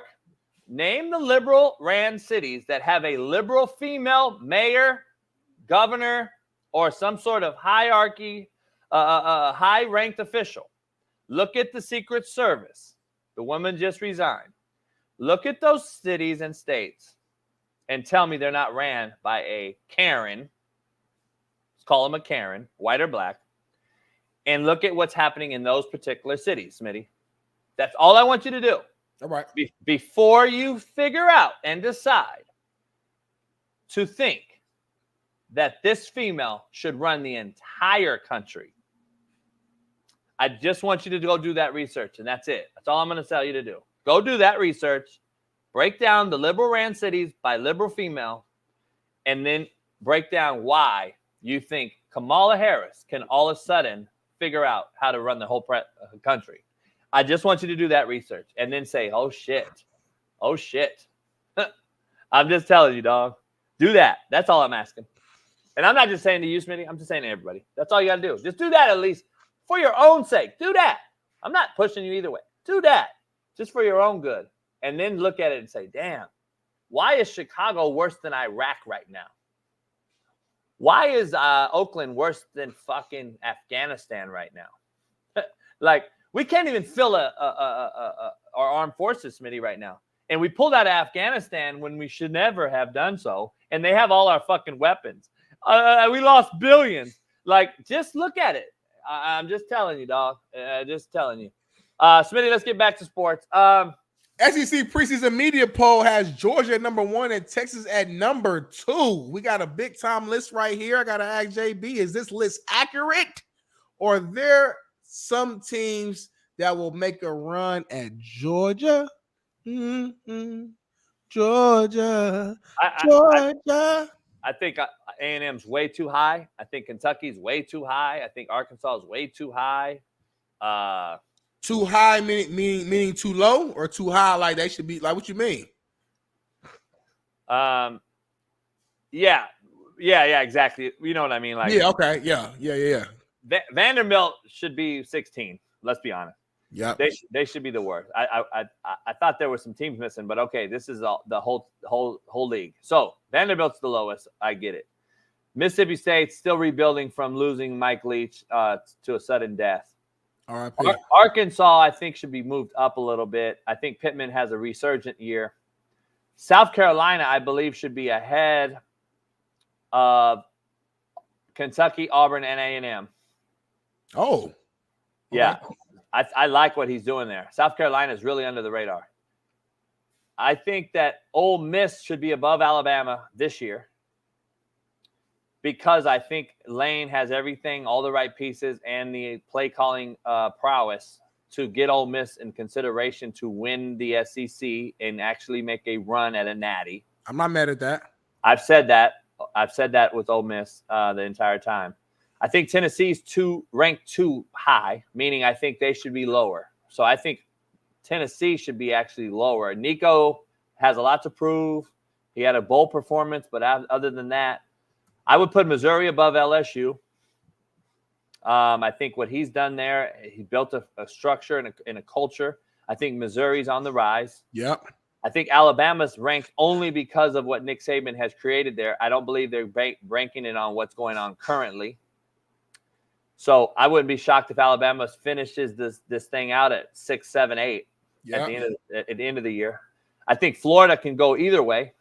They can go down to where Mississippi State is, or they can go up and where Oklahoma is. It's all hearsay. It's all we're going to be determined. But Georgia, I think that's a no-brainer, right? You have to have them at 1. And then Texas. I believe those are the top 2, and I think Ole Miss should be 3. I mean, other things like that, Smitty, you can jockey for position. I mean, let's be honest. Yeah, it's kind of like, there's so many arguments there. And like you said, man, time will tell. But it's just an interesting conversation to have. We're a few weeks away from actually finding out how good these teams will be. Obviously, Texas, Texas and Oklahoma joining the SEC. That'll be interesting to see how that plays out. And, I mean, I can't wait to just see it. I mean, like you said, it's hard to go against Georgia number 1 right now with current information. They've been the top dog for the last few years. They kind of became like the new Bama now of the SEC. So I'm not mad at those top 2 teams there. But moving on to another topic, NFL and NFLPA started high-level discussions about implementing an 18-game regular season. I want to ask you, though, in your opinion, what are the downsides to an 18-game season that some of these big networks won't tell you? I mean, what are we doing? I mean, got rid of 2 preseason games before. Now you're adding. So basically, why? So now you're just adding them back. You're adding them and you're making them count, because preseason don't count, obviously, on the record. So now it's like you're basically, what they're doing is, because we know preseason a lot of times, like the starters will play like a quarter, they'll play a half, and they'll kind of chill. They're trying to just get warmed up. But now if you're making them real games, you're almost like forcing the hand of the teams to make their star players actually play the games now, which is putting more punishment on the bodies, in my opinion, which could lead to more injuries. I don't like it. I think it's just a money grab. You know what I'm saying? It's just a money grab. That's why I want everyone to sit down and really, just like the presidential race and the liberal cities and all these other things, do your research. like, this is a guy, Roger Goodell, who gets paid absorbent amount of money to put things out there like LGBTQ and BLM in the end zones and equity and all this. And then number one thing he tells the players is, we're here for your safety. We've had 900 plus injuries, Smitty, the last 2 seasons. It's an all-time high. And you've taken away the wedge breaker and kickoff. You've changed the kickoff rules. You've added targeting at an all-time high, which is even more dangerous to me than it was when it was legal. You have allowed the hip collar tackle now to be put in with, again, the hip drag tackle. You put helmet condoms on them at practice. You don't allow them to full speed tackle in practice to simulate a game, yet you want to have more games. Guess what? If you've already had 900 plus injuries through 17, what do you think you're going to get through fucking 18? Is it really about safety, Roger Goodell? Stop backhand slapping us in the face and backhand complimenting your pockets by telling the public that you're about the public and the player's safety. No, you're not. You're a liar. And the bottom line is, stop fucking lying and just throwing fucking salt in the wounds and insulting our intelligence. The ones that actually read through it and see it. Stop. You're getting 18 games, Smitty, so you can add on to your streaming platforms. Why do you think they've gone to Peacock, Netflix, Amazon? What has happened? Guess what every one of us has done? We've increased our viewing bills. Now we have to pay for Peacock, fucking Showtime, Amazon, YouTube TV, Paramount, TV, Red Zone. Come on, dog. And all of those prices have went up because they know we got to buy that. So they increased their prices. We got to buy more streamers. It's like, damn, to watch all 18 games, we got to buy 18 streamers. Make it make sense, homie. Guess what he's pushing, though? What he pushing? Flag football. And then Chris made a good point in the chat. She also made a hell of a point. This gives less opportunity to the bubble guys, right? The guys like me. If I would have got an opportunity, I would have been a guy who preseason would have mattered for me to make a team. But now you're removing preseason games, adding to regular season games. So what about all those fringe guys who could be good value to your team? They're not even getting opportunities like they once would have got. So I just don't know. At some point, it's like, bro, just leave it alone. And you know me, I'm cool with change in certain elements, certain ways, but football is good like the way it is right now. Like leave it alone. If you're gonna make some changes to help D linemen get back to being able to hit the quarterbacks a certain way. That's remove some of these soft rules that comes down to you can't hit them low, you can't hit them high, you gotta lay them, you can't land on them. Let's change those rules and make it back to real football. If we're gonna make some changes, that's where am I adding games? They're trying to push the flag football agenda, dog, because Governor Newsom is the one pushing it. Number one, he's trying to eliminate California youth football in tackle sports, contact sports. Yet will allow karate, boxing, MMA. Will allow the slap thing, which is knocking motherfuckers senseless. But we won't allow youth football. There's an agenda behind all things. And Newsom and Goodell are boys. FYI, there's a bigger picture to here. We've had the head of youth football in California on this show twice. And why is Goodell silent? And why won't he talk to anybody in the youth football organizations when it comes to this? And why, Smitty, have 14 states implemented high school PE flag football leagues? Why? But again, JB don't know shit. I'm a conspiracy theorist, blah, blah, blah. Just wait. All 50 states will have flag football in PE soon. They'll be playing each other. Other high schools will be playing each other in flag football. It is a pushed agenda, so women and girls can play in that flag league with boys. And then eventually you'll be pushing that to be the norm at the NFL level, because we're already getting there. Look at what you're seeing. And, you know, I don't want to beat a dead horse. I already talked about women coaching in the NFL. So, again, this is pushing that narrative. This is opening up the floodgates to allowability, if that's even a word, allowing these things to work. and create a norm. Drew Brees, who's in Roger Goodell's pockets, is out here in California in San Diego. I just got a text from Shaun Salisbury. We're talking. I'm trying to get on the show this week. He'll be here at the house this week. Him and his wife, they're going to come to the house. We're going to cook. He's coming from Houston. And then he's going to go to Scottsdale, and we'll go to Scottsdale with Pat and hang out with him. Here's the thing. He said the same shit to me. Why is Drew Brees so hard on pushing flag football here in California when you're trying to get rid of tackle football in California, Governor Newsom? And why is Roger Goodell backing Governor Newsom and Drew Brees, the face of this flag football push? And why are we using it in California, the most populous football playing state? Make it make sense.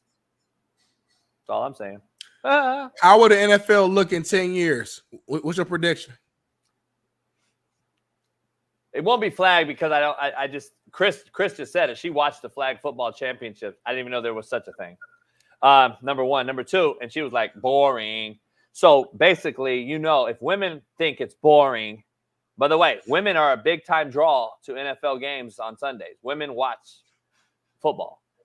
They're not going to watch flag football. So there's no way they can go to flag, but they're going to get to where it's so diluted, I guess. You've already saw 2023. We already had flag football Pro Bowl. Like, come on, dog. It's behind us already. Flag football already happened at the Pro Bowl level. So it's not far-fetched, is it, that we have some more type of flag football, inclusion? I don't know. It's very disheartening. I'll say that. It's very worrisome. I'll say that.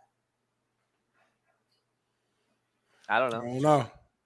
I mean, the women tackle football is lingerie league, which is a slap in the women's face, in my opinion.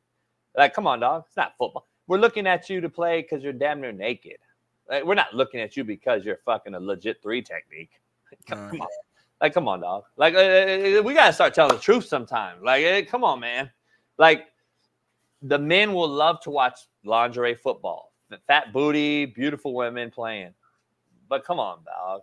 Like, seriously. Come on. I don't even need to go into it too deep. Like, just come on. We're gonna end the show like this, man. Hassan Reddick is not showing up to Jets camp reportedly. Obviously they traded for him. I don't know what's been going on with Hassan Reddick this entire off season. He hasn't really been around the Jets. I don't know if he's upset. So he has not landed new contracts that he's been seeking. So because of that, he's not planning to report to training camp today with the rest of the team. The Jets traded a conditional 2026 third-round pick that could become a second-round pick when they acquired Reddick this offseason from Philly. Reddick's in the final year of his contract and is scheduled to make $14.5 million this season. JB, man, does this concern you? Because I know you have some high hopes for the Jets and Aaron Rodgers and just, him coming back healthy and a lot of that talent they have around there. Hassan Reddick was a part of that talented, tree, so to speak, talented team. Does this concern you if you're a believer in the Jets and what they're doing this year? Not because of Hassan Reddick's whether he plays or not. It's more so just the aura, the energy, that the negativity that just kind of going to be sitting around the team and the press asking certain questions to players and the coaches consistently about it. I know that can have an impact on the team. Does that concern you though? Listen, I'd cut bait right now. Cut him.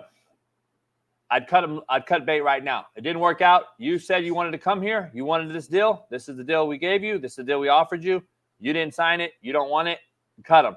They don't need him. It would be a great addition to that already dominant pass rushing defensive line and outside backer force they have. They have a bunch of tweeners. They can drop Johnson, Quinton Williams on the inside. You got they got some cats on that defense, bro.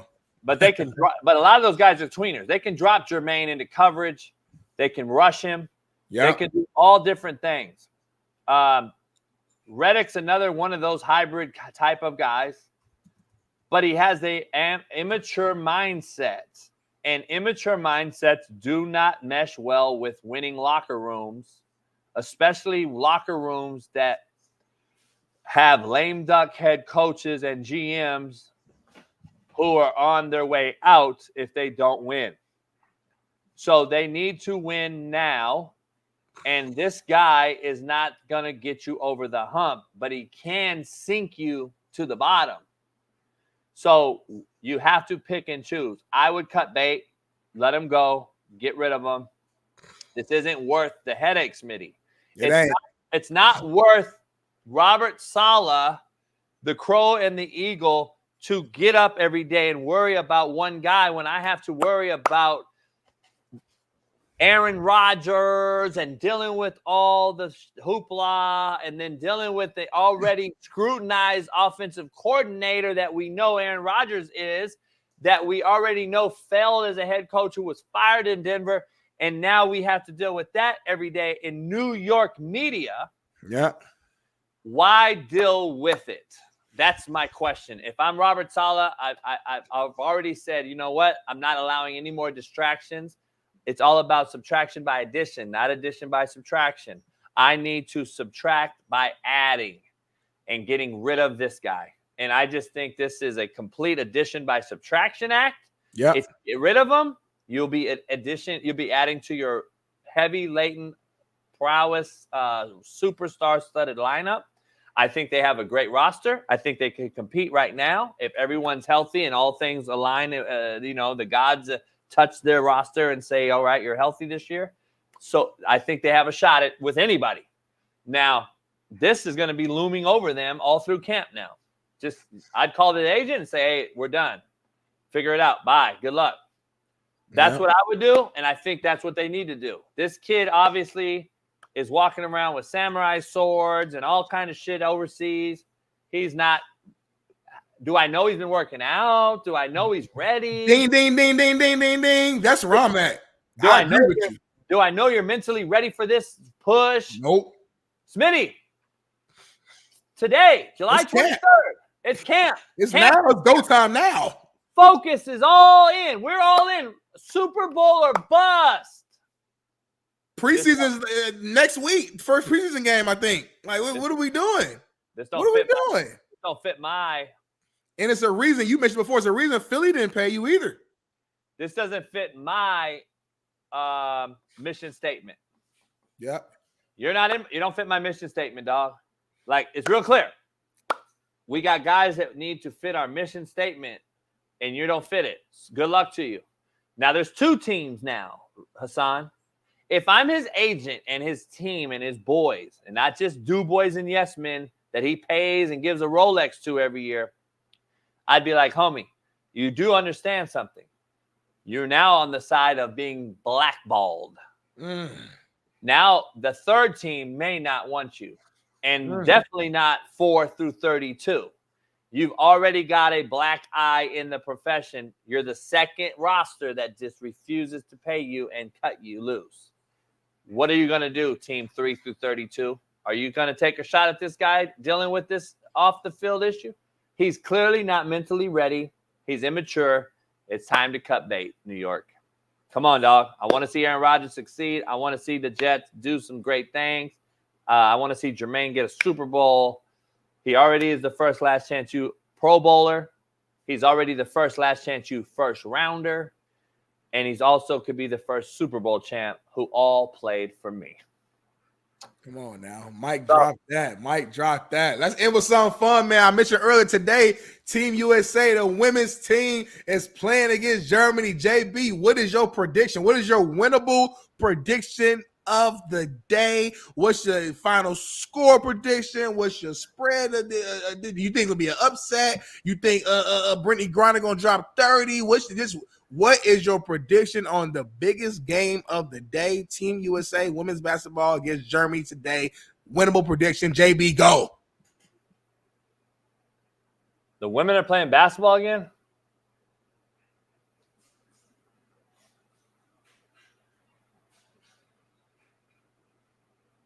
I thought you said men were playing Germany again. My bad.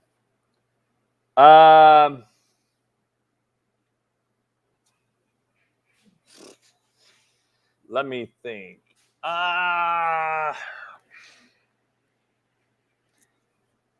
I say I don't give a fuck? JB's winnable prediction of the day is, and I quote, "I don't give a fuck."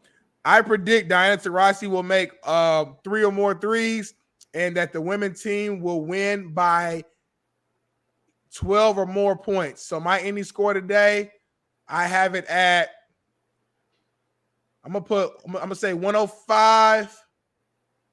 I'm gonna say 105. Homie, 93 women. 105-93. The women scoring 93. The women scoring that many points in a shortened game? 105-93. The women, high scoring game ever.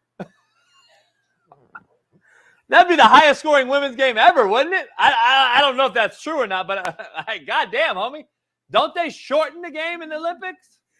What's the minutes? It's shorter than the fucking regular. Hey, y'all disrespectful, bro. Nah, Bubby Johnson. Nah, bro. Hey, let's make a true bet then. All right. No, true score. 88. So 88-73. Women win. Okay. I'm gonna say 59-43. And then now let's take the score. Here we go. Let's take our scores, right? Yeah. And then we'll compare. All it is we're not saying we're going to Nostradamus predict the score. We're saying whoever's closer to our score prediction. Price is right type shit. Yep. Yeah. So I'm going to say 59-43. You said 88-73. I think so. Yep. Bailey, did I say that? 88-73. I think so. 88-73. Let's go with that. So 88-73. I'm locked in. Let me type it down. Darnell Smitty. 59-43. 88-73. JB is what? 50 what?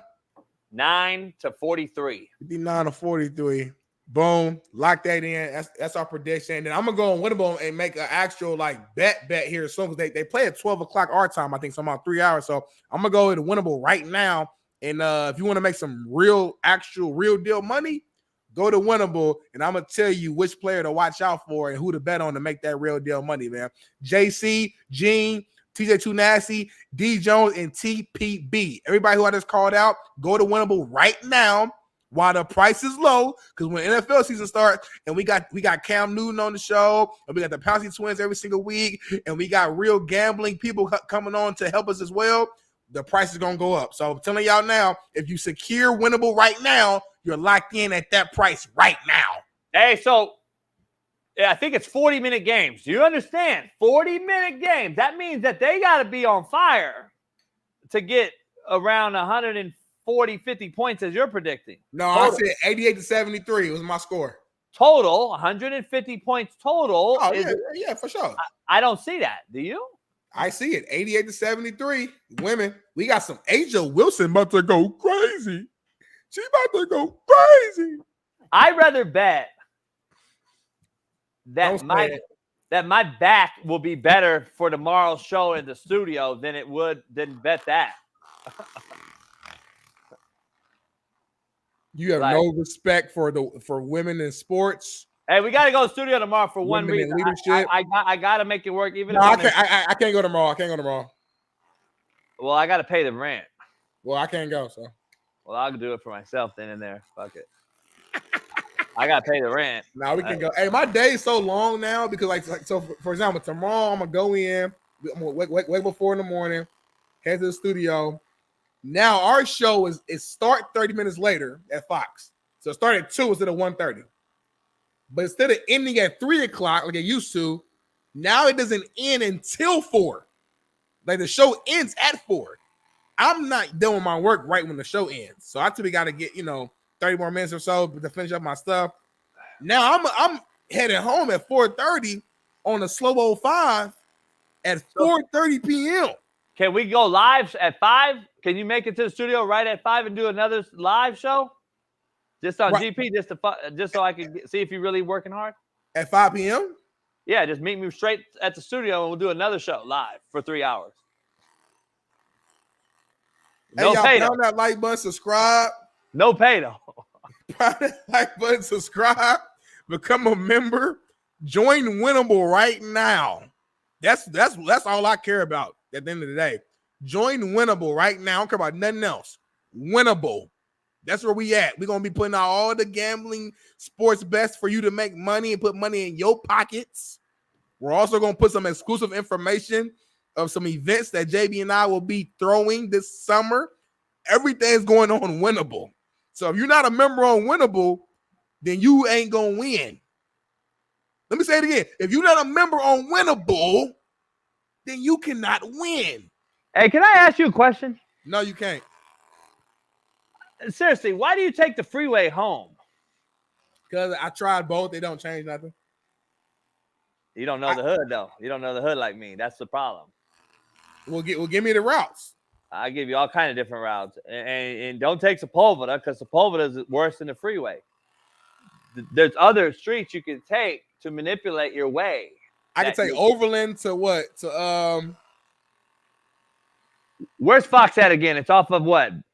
Pico and Motor. Pico and Motor, yeah. So you would do, let me see human map quest here. No Google, by the way, to look up the roster that you do. I would say, and Chris is in the chat. Chris knows too, probably. Pico, let's see. I would come down. See, the problem is Pico, La Brea, Sepulveda, Overland, they're all going to be super fucking packed at that time because everybody's trying to get up freeway. That's my point. Because La Brea will be, okay, I would love to just drop La Brea and that take me all the way. But La Brea's going to be packed. That's what I'm saying, bro. Like, people always say, take the street. It don't change nothing. It's the same thing. So you can take, so see, the thing is, you could get to like the hood and get on like how to get you on Crenshaw. I'm trying to figure out how to get you on Crenshaw. You could take, because a lot of cats ain't trying to get to Crenshaw. I want to get to Crenshaw. That's my point. And I don't know if La Brea. See, you see my dilemma. Dilemma. But I gotta look, because right now I can't sit there and tell you every little side. There's other little side hood streets that you could take. But I would have to see that map but I can get you to Crenshaw way faster. I'm telling you right now. Call your homies when you get a chance. Ask them for advice. I'll look on the map. Well, that's your objective for today. Yeah, because you can get on Fairfax, but Fairfax is gonna be packed. You could get on. That'll put you over too far west. I'm gonna look. Hey, JB really taking this shit serious. Like, he wants to know. Yeah, I'm gonna look. I'll let y'all know we can figure it out. And if it works, hey, I give you $1 or something. That'll be kudos. I always look on the streets. All right, bet. We'll see you tomorrow. It's Work Boot Wednesday. We'll be in studio tomorrow, y'all. Locked and loaded. Make sure you tune in. Might have a special guest. What's tomorrow? Wednesday? What we got coming on tomorrow on Wednesday? Is just me and you? Maybe. I don't know. We'll figure it out, y'all. And you got to tune in to be here to find out. And y'all enjoy the rest of y'all day. We out, Bailey. On 3. 1, 2, 3. Get pressed so fast you don't get sacked like bags and baggage. Smitty and Jason Brown, kill the, yeah, it's a rap.